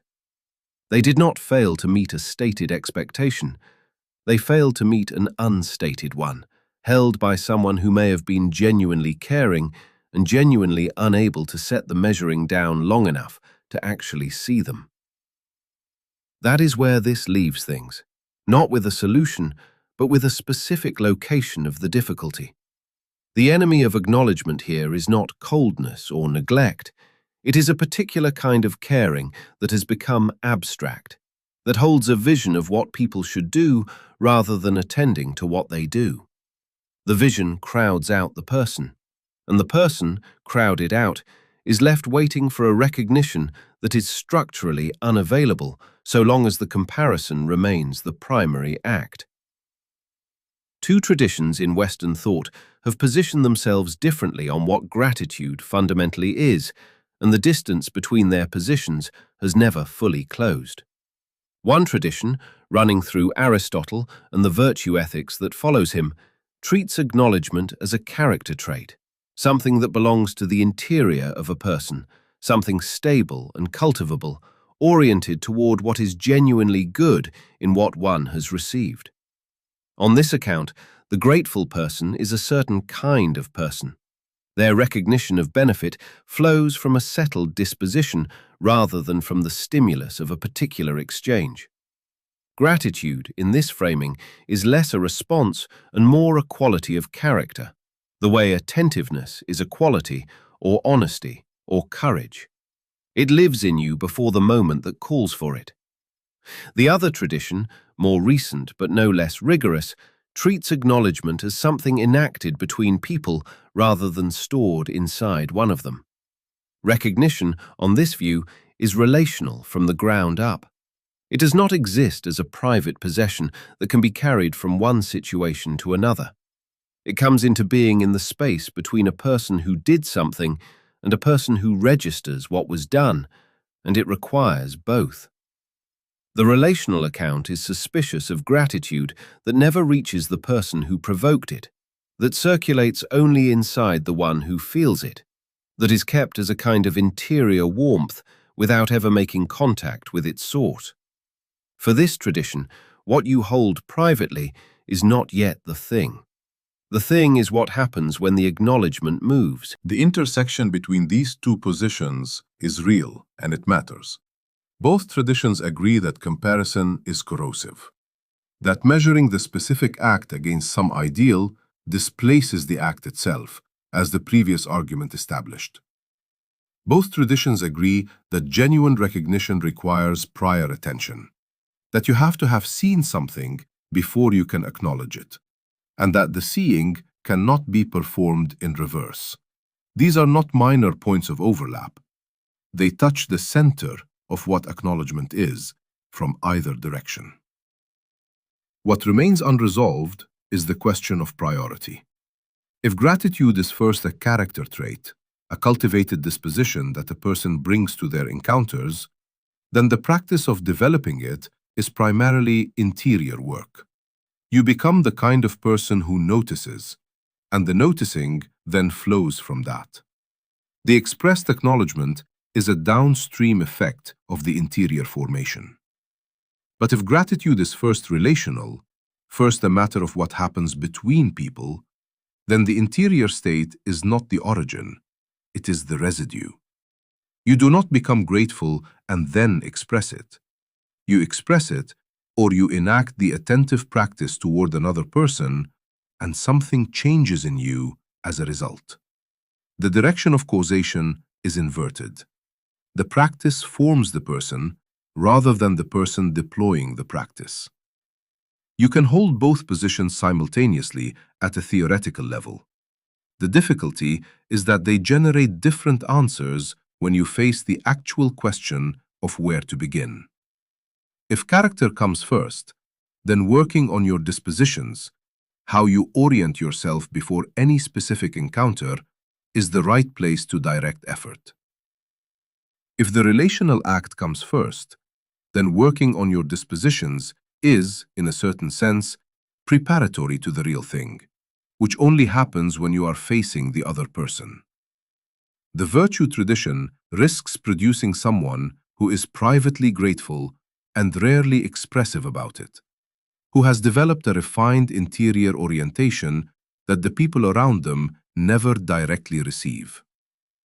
The relational tradition risks producing someone who performs acknowledgement without the interior act of having actually seen anything, who goes through the motions of expressed recognition without the prior attention that would make it more than a gesture. Neither risk is hypothetical. The virtue tradition's version of this failure is recognizable in people who are genuinely moved by what others do, who feel something real in the presence of another person's effort, and who never say it. The feeling is present, the contact is not. And the person who did something, who needed to know that it landed, that it was specific, that it was received rather than merely observed, goes without. The relational tradition's version of this failure is also recognizable in cultures and contexts where acknowledgement has become routine enough to be empty, where the forms of expressed recognition are maintained without the underlying attention, where people are thanked efficiently and seen not at all. The gap between these two failures maps directly onto the gap between feeling and doing that has been present throughout this entire question. The virtue tradition, at its limit, produces feeling without doing. The relational tradition, at its limit, produces doing without feeling. What both are reaching toward, from their different angles, is something that holds the two together, an act of genuine attention that is also expressed, an expression that is grounded in actual prior seeing. The conjunction is what matters. Neither half of it is sufficient. What makes this tension genuinely productive, rather than merely academic, is that it resists being resolved by choosing a side. A person who decides they will work on their interior character and become a certain kind of noticer, while deferring the question of expression, has not yet arrived at what either tradition is pointing toward. A person who commits to expressed acknowledgement as a practice while remaining uncertain whether the interior attention is really there has also not arrived. The resolution, if there is one, does not live in a theory.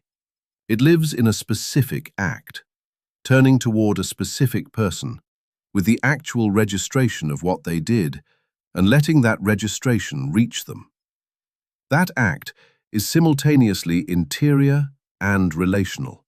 It belongs to both traditions at once, which is why neither tradition can fully describe it from within its own framework. The present relevance of this is not abstract.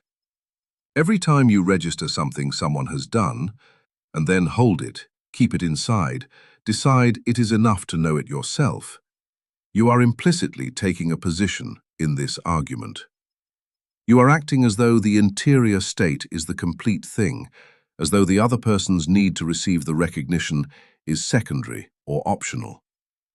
And every time acknowledgement is expressed without the prior attention, quickly, as a reflex, as a social lubricant, the opposite position is being enacted, equally incomplete.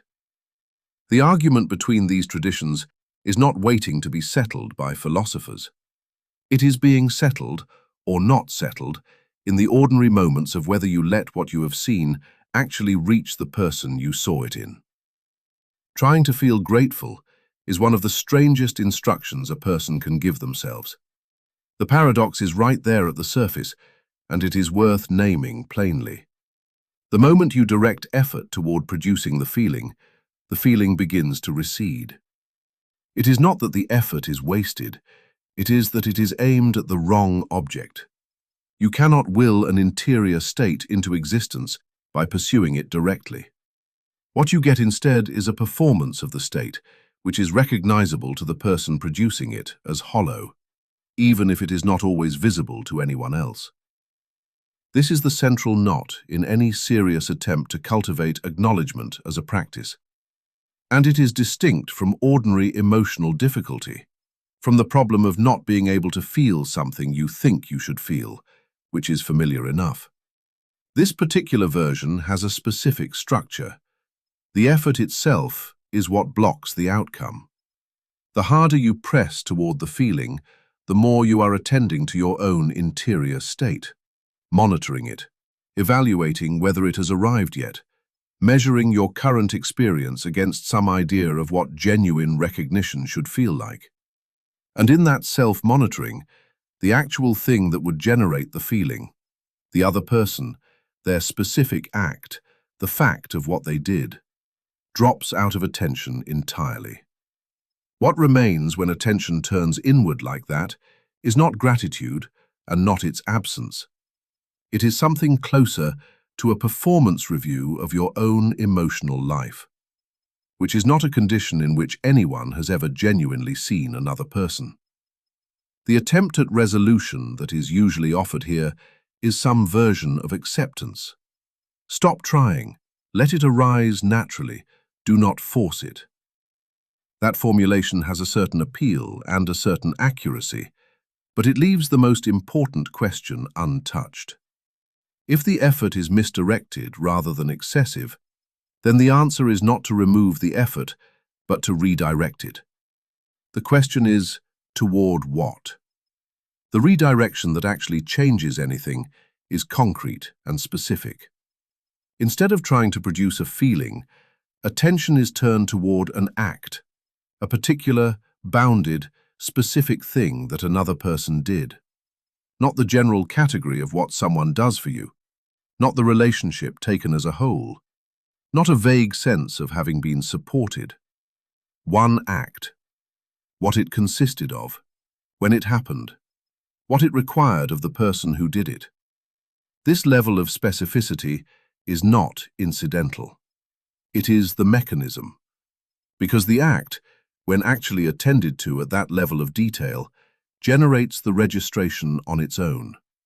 The feeling, if it comes as a consequence of having genuinely seen something, not as the product of having tried to feel it. You can test this directly.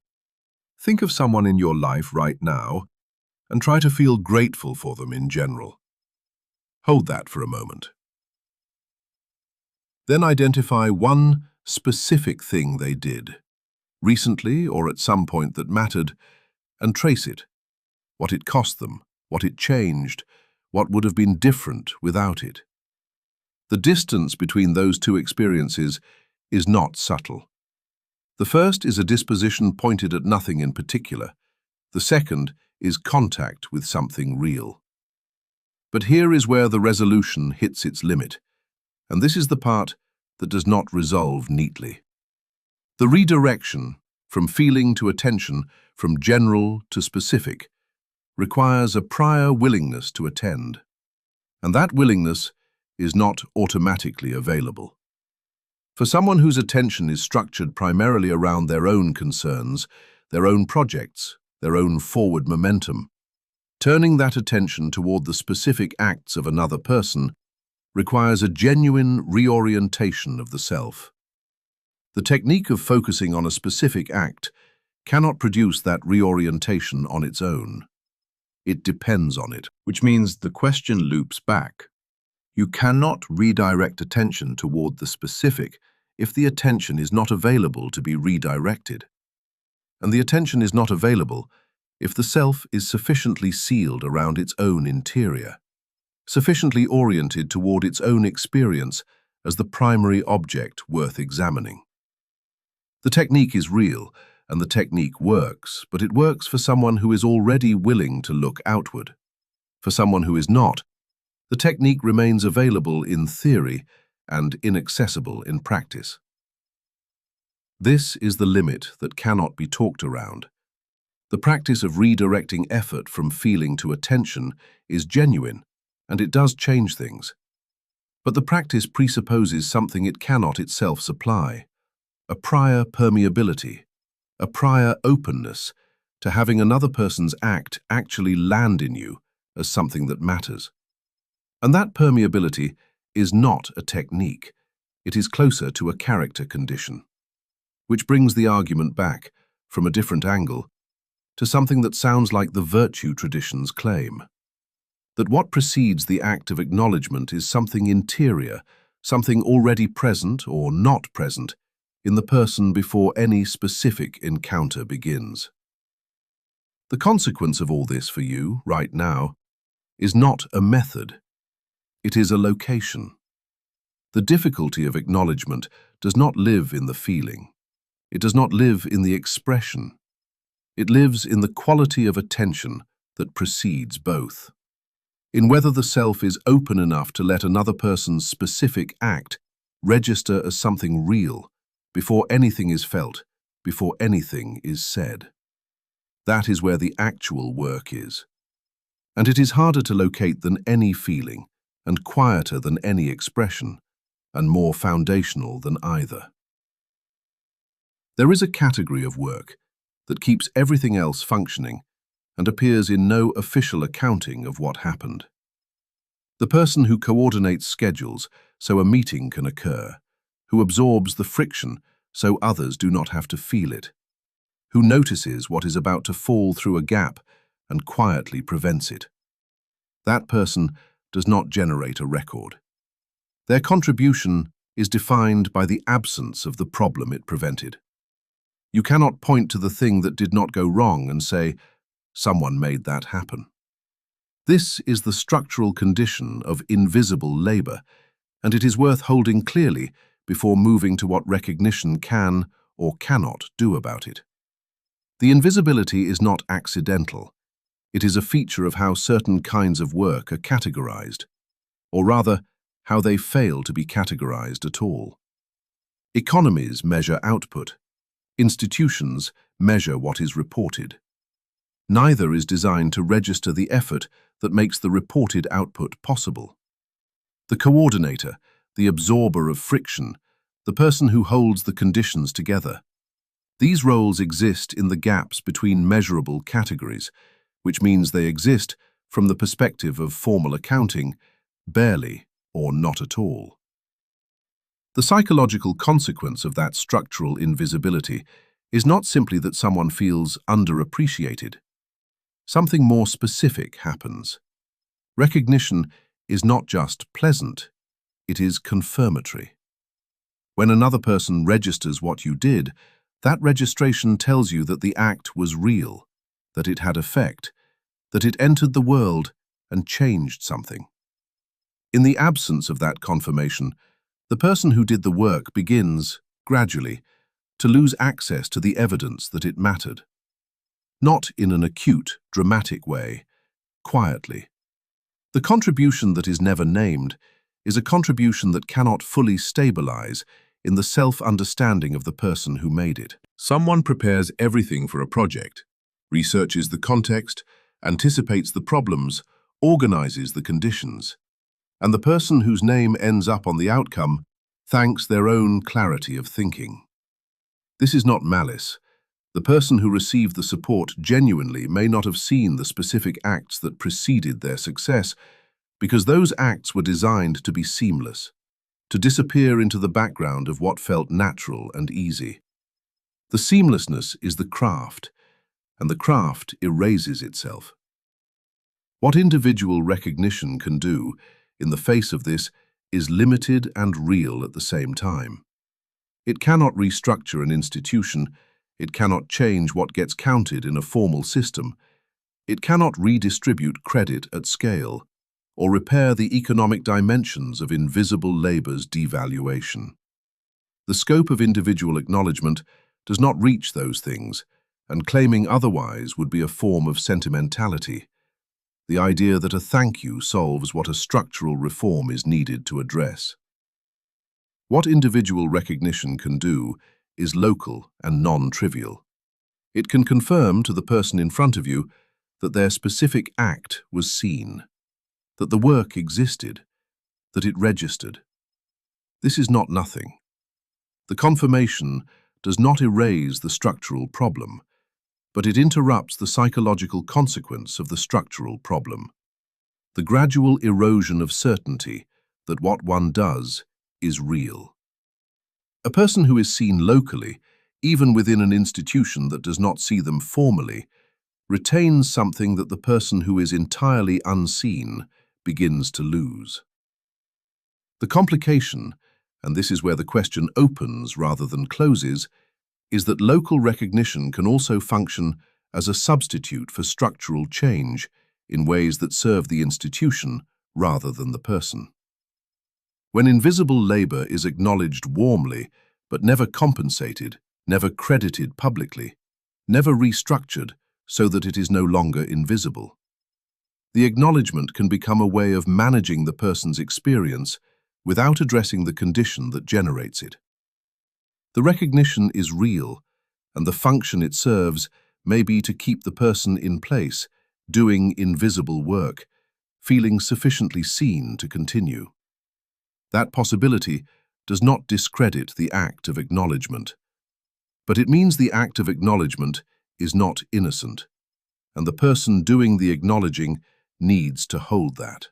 Which brings the question to something that individual recognition alone cannot answer. When you notice and name what someone has done, the specific, invisible, load-bearing work they have contributed, you are doing something that matters. You are also operating within a system that is designed to make such noticing rare and to capture its benefits without reforming the conditions that made it necessary. The recognition is an act of resistance to the psychological erasure. Whether it is also an act of complicity with the structural invisibility depends on what it is accompanied by, or not accompanied by. The genuine tension here is not between gratitude and ingratitude. It is between acknowledgement as a form of seeing and acknowledgement as a form of management. The first is an act of recognition in the fullest sense. It confirms that the person's contribution is real and that you received it. The second is a technique for preserving a useful arrangement. From the outside, both look identical. A person is seen. Their work is named. The difference lives in what the person doing the acknowledging is actually doing with their attention, whether they are genuinely registering the weight of what the other person carries, or whether they are performing registration efficiently enough to keep the machinery running. That distinction may be the hardest one in this entire territory to hold.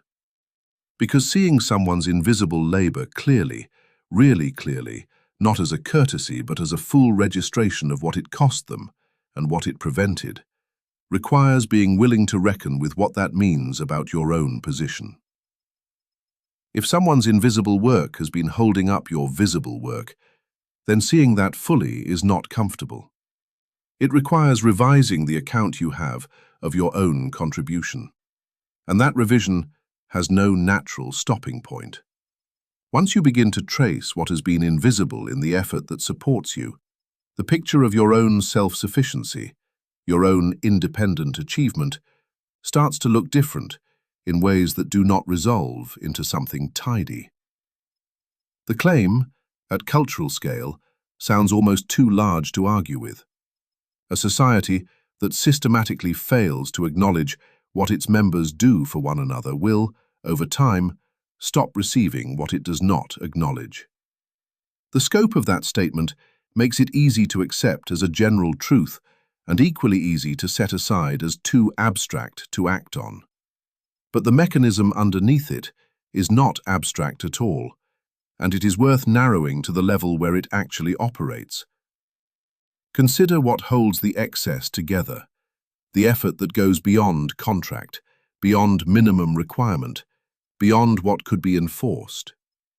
The person who explains something more carefully than their job requires, the one who stays slightly longer, absorbs a difficulty that was not officially theirs, makes the connection that smooths something for someone else without being asked.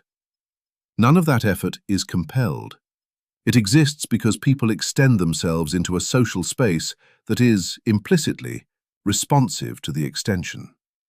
Not necessarily with payment, not necessarily with formal recognition, but with something that confirms the extension was received, that it entered the shared world and registered there. When that confirmation is absent long enough, the extension contracts. This happens below the level of deliberate decision. People do not usually sit down and conclude that they will stop doing the unrequired thing. It withdraws more quietly than that, more gradually, as a kind of calibration. The social organism adjusts to what the environment actually rewards. And when the environment rewards only what is enforced or paid for, the behavior that was neither enforced nor paid for begins to thin. What remains is not necessarily hostile or degraded in any dramatic way. It can look entirely functional. Transactions complete. Tasks get done. The surface holds. What disappears is something harder to name. The texture of a place where people go slightly beyond what they must, because doing so has, over time, been worth something. The warmth of an institution, the reliability of a community, the feeling that a particular workplace or neighborhood is genuinely good to be in. These qualities are not produced by policy or procedure. They are produced by the accumulated, unrequired effort of people who have been seen doing it. The cultural scale of this is a compound consequence of something happening at the level of specific interactions, over long periods, across many people. Collective unrecognition does not happen by decree. It accumulates through the ordinary failure to register, to name, to turn attention toward what someone actually did. Each individual instance seems negligible. The person who did not acknowledge the effort continues their day. The person whose effort went unacknowledged continues theirs. Neither event appears significant from the outside. The gap between that micro-level experience and the macro-level consequence is where the real problem lives. Because the social fabric, the willingness to extend, to absorb friction, to make the invisible effort that prevents visible problems, is not maintained by any single act of recognition or destroyed by any single failure of it. It is maintained or destroyed by the pattern. And patterns are made of instances that each seem, individually, too small to matter. You are inside one of those patterns right now, whether or not you can see the pattern you are part of. The question of whether your specific recognitions and failures of recognition are contributing to the thinning or the thickening of the social fabric is not answerable at the level of any individual exchange. It only becomes visible over time, in the cumulative behavior of people around you, in what they continue or stop doing for one another. Here is where the scale of the claim and the specificity of the case diverge in a way that resists easy synthesis. The cultural consequence, the erosion of unrequired effort when recognition dries up, is systemic. It follows from conditions that no individual created and that no individual can repair through personal behavior alone. The people who built the conditions of structural unrecognition were not, in most cases, making a deliberate choice to deplete the social fabric. They were following institutional incentives, optimizing for what was measurable, defaulting to efficiency in contexts where the cost of the default was distributed invisibly across everyone whose effort wasn't counted. So when the claim arrives at the cultural scale, a society loses what it does not acknowledge, it is accurate. And it is also a claim that seems to implicate the listener in a problem far larger than what any individual act of noticing could address, which raises the genuine open question underneath all of this. If the flow of recognition that sustains unrequired effort is a collective resource, something like a commons, then who is responsible for it? The individual who fails to notice the specific act of the person in front of them.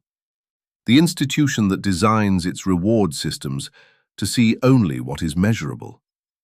The culture that has gradually come to treat acknowledgement as optional social lubricant rather than as a structural requirement for the continuation of things that cannot be compelled. The answer is almost certainly all three, operating at different scales simultaneously, which means the question is not whether individual recognition is sufficient to address a structural problem, it clearly is not, but whether the structural problem changes the moral weight of the individual act. And here the answer is less obvious.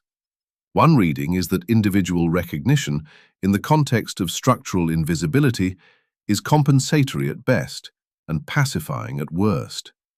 It patches the surface of a system that would need to be redesigned. Another reading is that the structural problem is itself composed of individual failures, compounded and institutionalized, which means the direction of repair, however slow, must pass through individual instances before it can reach the level of structure. Neither reading cancels the other. Both are active at the same time. The act of noticing what someone did, specifically, concretely, with the weight it deserves, is real, even when the structure around it remains unchanged. And the structure around it remains insufficient, even when the individual act is real.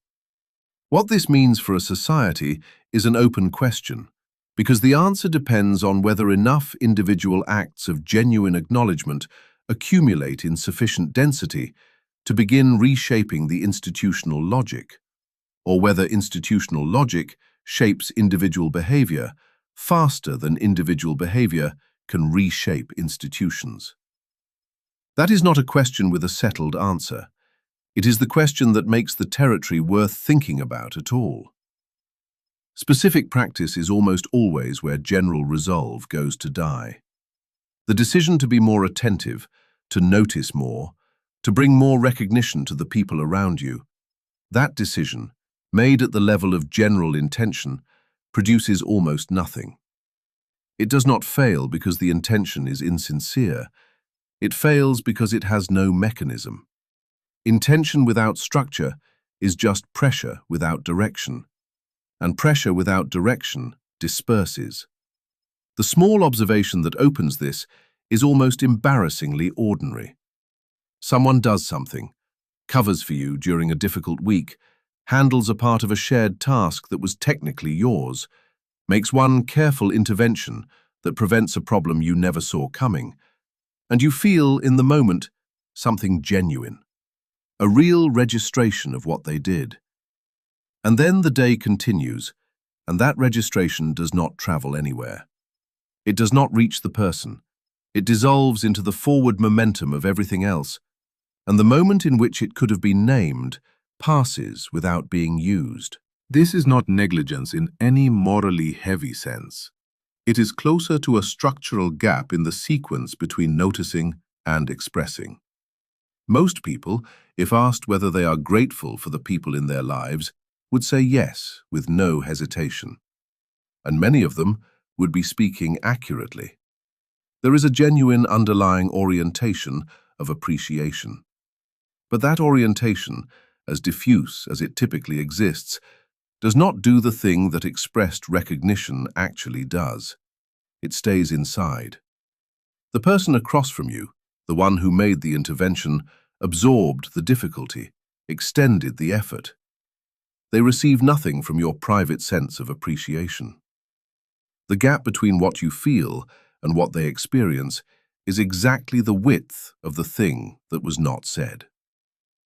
What research into memory and attention consistently shows, and this is widely documented across cognitive psychology, is that the human mind is poor at converting general states into specific retrieval without cues.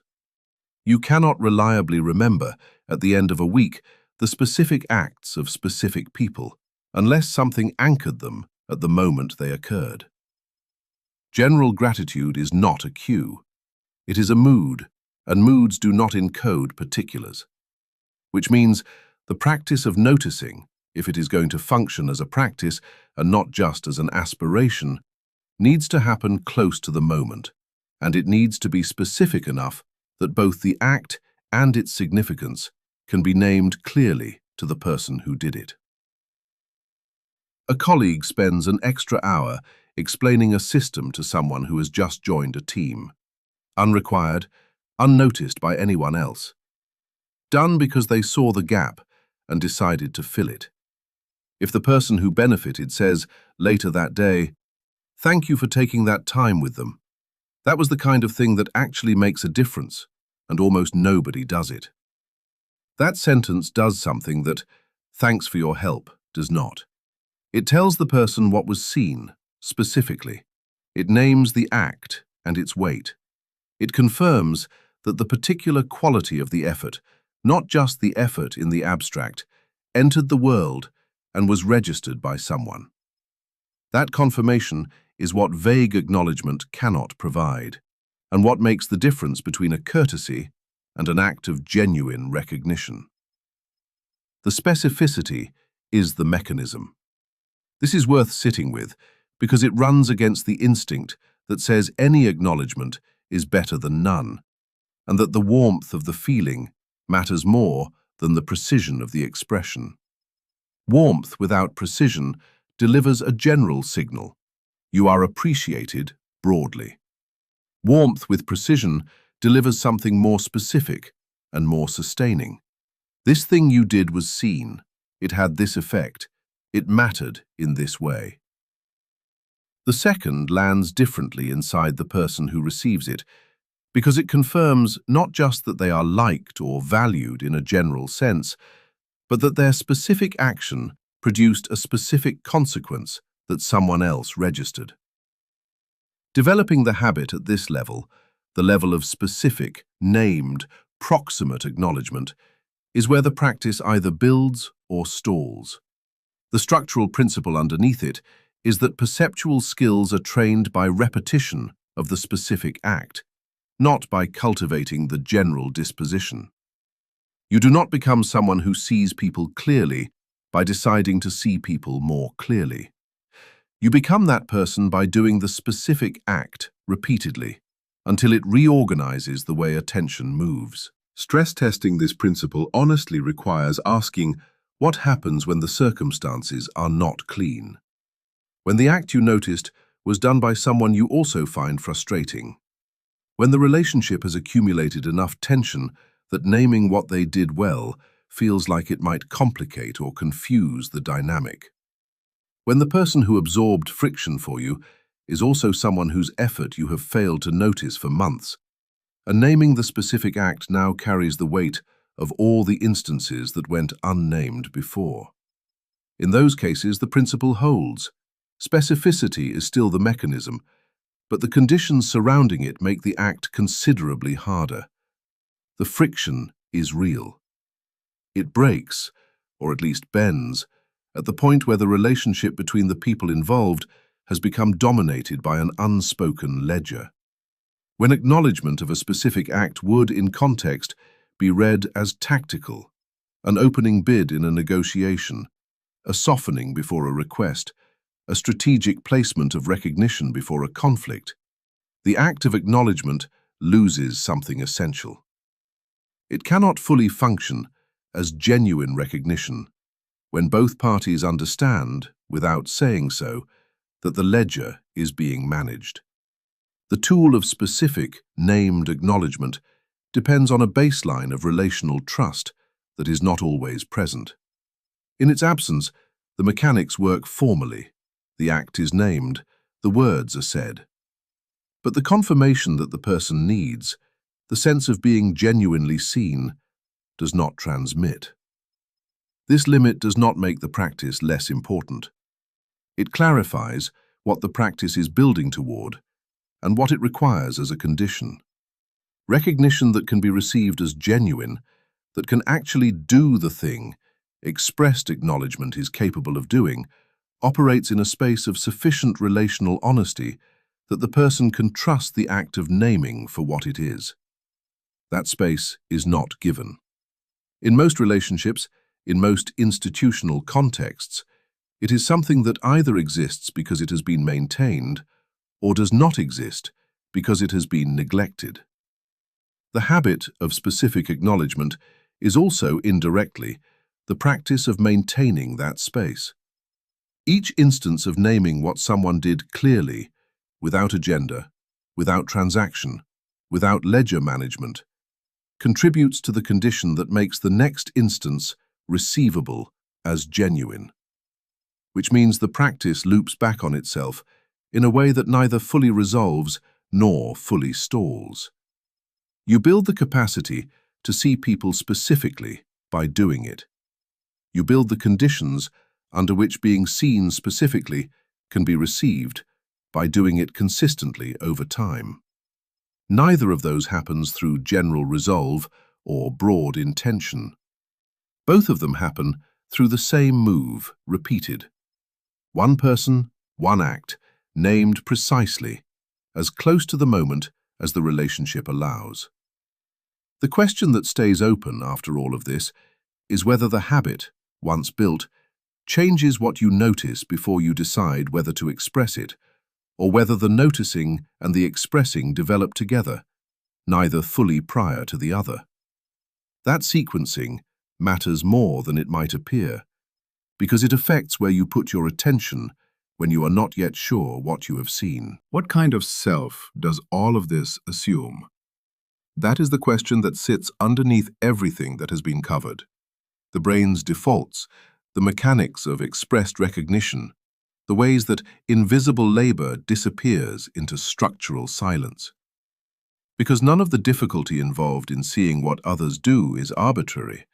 It has a source, and the source is not laziness or selfishness or some diffuse cultural failure. The source is a particular shape of self that most people in this culture have been quietly building for a long time. The self-sufficient self. The one who solves problems, acquires skills, builds competence through effort, and attributes the results to the effort. This is not a caricature or an extreme type.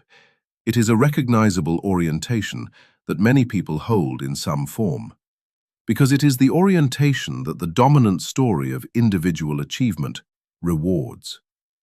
The story is not false. Effort does matter. Skills do develop through practice.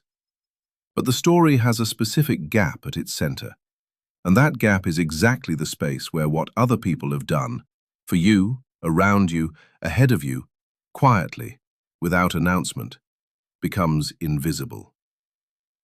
The mechanism is almost elegant in how it works. Competence that was once external, taught by someone, modeled by someone, made possible by conditions that someone else built or maintained, becomes, over time, internalized as native ability. You no longer feel the learning, you no longer feel the scaffold. What was once received becomes what you simply are, and the giving of it recedes into background. This is how the mind consolidates skill, and it is also how it erases the people who are part of that consolidation. Not through ingratitude in any deliberate sense, through the ordinary process of mastery, which involves forgetting that you once could not do the thing you now do easily. Here is where it stops being a cognitive phenomenon and becomes something closer to an ethical problem. Because the self that has fully consolidated its competence, that has fully absorbed its history of having been helped, taught, supported, carried at critical moments, that self experiences itself as self-generated. And a self that experiences itself as self-generated will, structurally, underestimate what it owes. Not occasionally, systematically. The more capable you become, the more complete the illusion of self-generation tends to be. You have almost certainly felt the asymmetry from the other side.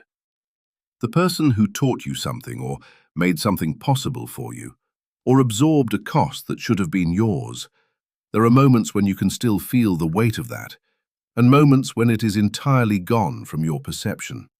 Not suppressed, but simply absent. The absence does not feel like forgetting.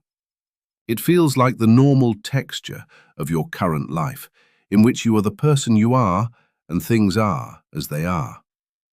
The trace of what produced that normal texture is not available to ordinary attention without effort. Becoming someone who notices what others do, genuinely, specifically, with the weight it deserves, requires making that trace available again. And making it available is not primarily a perceptual exercise. It is an identity exercise, because the person who is not seeing clearly is seeing through the lens of a self-image that cannot afford to see certain things. To acknowledge, specifically and seriously, that someone's effort changed your trajectory, or that the conditions in which you developed were made by people who are not being credited for making them. That acknowledgement requires modifying the self that has been organized around a different account of how things happened. Modification is the right word here, not destruction. The self-sufficient self is not wrong about everything it credits itself with. Effort is real. Choices have consequences. Agency is not an illusion. The revision is not a collapse into total dependency or a denial of personal contribution. It is something more precise and more uncomfortable. The introduction of permeability. Letting in the evidence of what arrived from outside, letting the account of how you got here become more accurate, which means more complicated, which means less flattering in specific ways. This is where the philosophical weight of the whole problem concentrates. The practice of developing the habit of acknowledgement, naming specific acts, expressing recognition close to the moment, building the perceptual skill through repetition. That practice is available to anyone. But underneath the practice, as its condition and its deepest challenge, is the question of whether the self doing the practice is willing to be changed by what it starts to see. Because noticing what someone did for you, really noticing it, does not leave the noticer unchanged. It carries information about dependency, about the help that arrived when you needed it, about the gap that would have existed without them. And that information, if received fully rather than filed away as a formal acknowledgement, revises something. It makes the self-account more porous. It introduces into the story you tell about yourself the faces and efforts of people who were previously background. Some of that revision is simply correct. The stories people tell about their own development tend to compress or erase the contributions of others as a natural consequence of the self's position at the center of its own narrative. Revising those stories toward accuracy is not a form of self-diminishment. It is a form of intellectual honesty applied to the question of what you actually are and how you actually got here. The tension that this opens does not resolve neatly. A self that becomes genuinely permeable to evidence of what it has received is a self that must also become comfortable with a kind of ongoing revision. Not a one-time correction, but a posture of continuing to notice that the account is always incomplete. That is not comfortable, and it does not become comfortable with practice. What changes with practice is the tolerance for the discomfort, and perhaps the recognition that the discomfort itself is information. That the resistance to seeing what someone did is a signal pointing towards something the self-image has been working to protect. To be a person who notices is to be a person who has decided repeatedly that the protection of the self-sufficient story is less important than the accuracy of the account. That decision is not made once. It is made every time the moment arises where something someone did could be seen and named, or passed over, absorbed into background and allowed to disappear into the competence that it helped to produce. The philosophical reckoning at the center of all of this is not abstract. It arrives in specific moments at specific people, around specific things they did that are still available to be named if you are willing to name them. The question is not whether the self can be revised in general. The question is whether it is being revised now in the direction of greater accuracy about what you have actually received and from whom. The question from part 19 does not stay in the past. It follows you into the present tense, into the specific texture of your current life, where the people who have contributed to what you are continue to exist. Most of them still reachable, still there, still doing things that could be named, if the attention that notices them is actually present and moving in their direction. Three threads have run through everything here, and they converge in a way that is worth sitting with before the night closes. The first is about dependency. The second is about the gap between private recognition and expressed acknowledgement. The third is about the attempt to feel something, and why that attempt tends to fail, while the attempt to see something tends, eventually, to produce what trying to feel it never could. Dependency first. The resistance to acknowledging what others have done is not, at its root, a social failure or a matter of courtesy. It is a structural consequence of how the self-sufficient self has been built. Competence that was once scaffolded becomes native. Help that arrived at critical moments gets absorbed into the story of how you simply developed. The trace of what others contributed does not disappear because you are ungrateful. It disappears because the mind that has integrated their contribution no longer experiences it as having arrived from outside. The consolidation is thorough, the erasure is its side effect, and the cost of that side effect falls not only on the people who are not seen, but on the accuracy of the account you hold of yourself. Who you are, how you got here, what you actually built alone, and what was handed to you, held open for you, quietly maintained around you while you were busy doing other things. The gap between private and expressed recognition. There is a version of acknowledgement that stays entirely interior, that asks nothing of you in terms of risk or vulnerability, that allows you to feel appreciative without making that appreciation available to anyone else. That version is not worthless, but it is also not the thing that does the work. The person who is not acknowledged does not benefit from your private orientation toward them. Recognition that does not travel is recognition that does not function. Not because the feeling is false, but because the feeling, kept internal, cannot do what expressed acknowledgement actually does. It cannot tell the other person what was seen. It cannot confirm that their specific act produced a specific consequence that entered the world and mattered to someone. The gap between what you feel and what they receive is real, and it is exactly as wide as the distance between what was noticed and what was said. The third thread, about the attempt to feel. The attempt to feel grateful, to generate the emotion directly, to arrive at a state of appreciation through deliberate effort, tends to produce performance rather than perception. The emotion, when it is genuinely present, arrives as a consequence of having seen something clearly, not as the product of having tried to feel it. Which means the practice, if there is one, is directed at attention rather than at affect, at what is actually happening in front of you, who is doing what it costs them, what it would look like without them. When that seeing is done carefully and specifically, the feeling often follows, not reliably, not on a schedule, but as the natural response of a person who has genuinely registered what someone else did. The effort belongs in the looking. The feeling belongs in whatever happens after. These three, dependency, the gap, the misdirection of effort, are not separate problems. They are the same problem from different angles. The self that cannot acknowledge its dependency is the same self that keeps recognition private as a way of avoiding the vulnerability of expressing it, which is also the same self that tries to generate grateful feelings rather than training the attention that would make those feelings possible.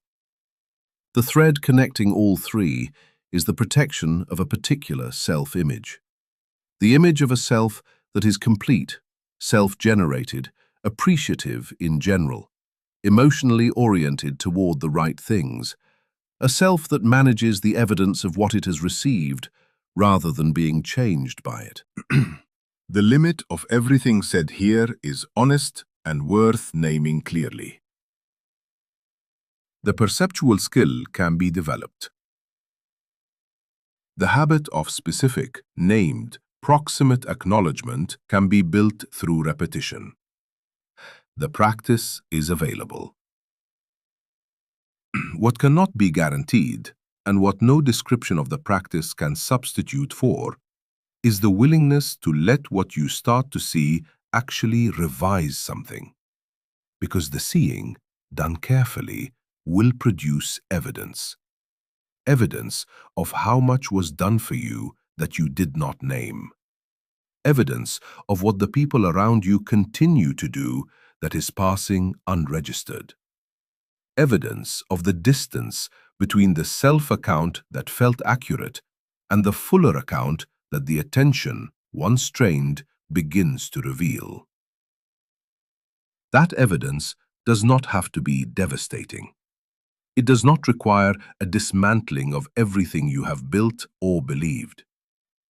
What it requires is permeability, the ongoing willingness to let the account be corrected, to let the faces and efforts of specific people enter the story of how you got here, to let dependency be a fact rather than a threat. Not once as a resolution, repeatedly as a practice, every time the moment arises in which something someone did is available to be seen and named. The moments are not rare. They are happening now, around you, in the ordinary conditions of your actual life.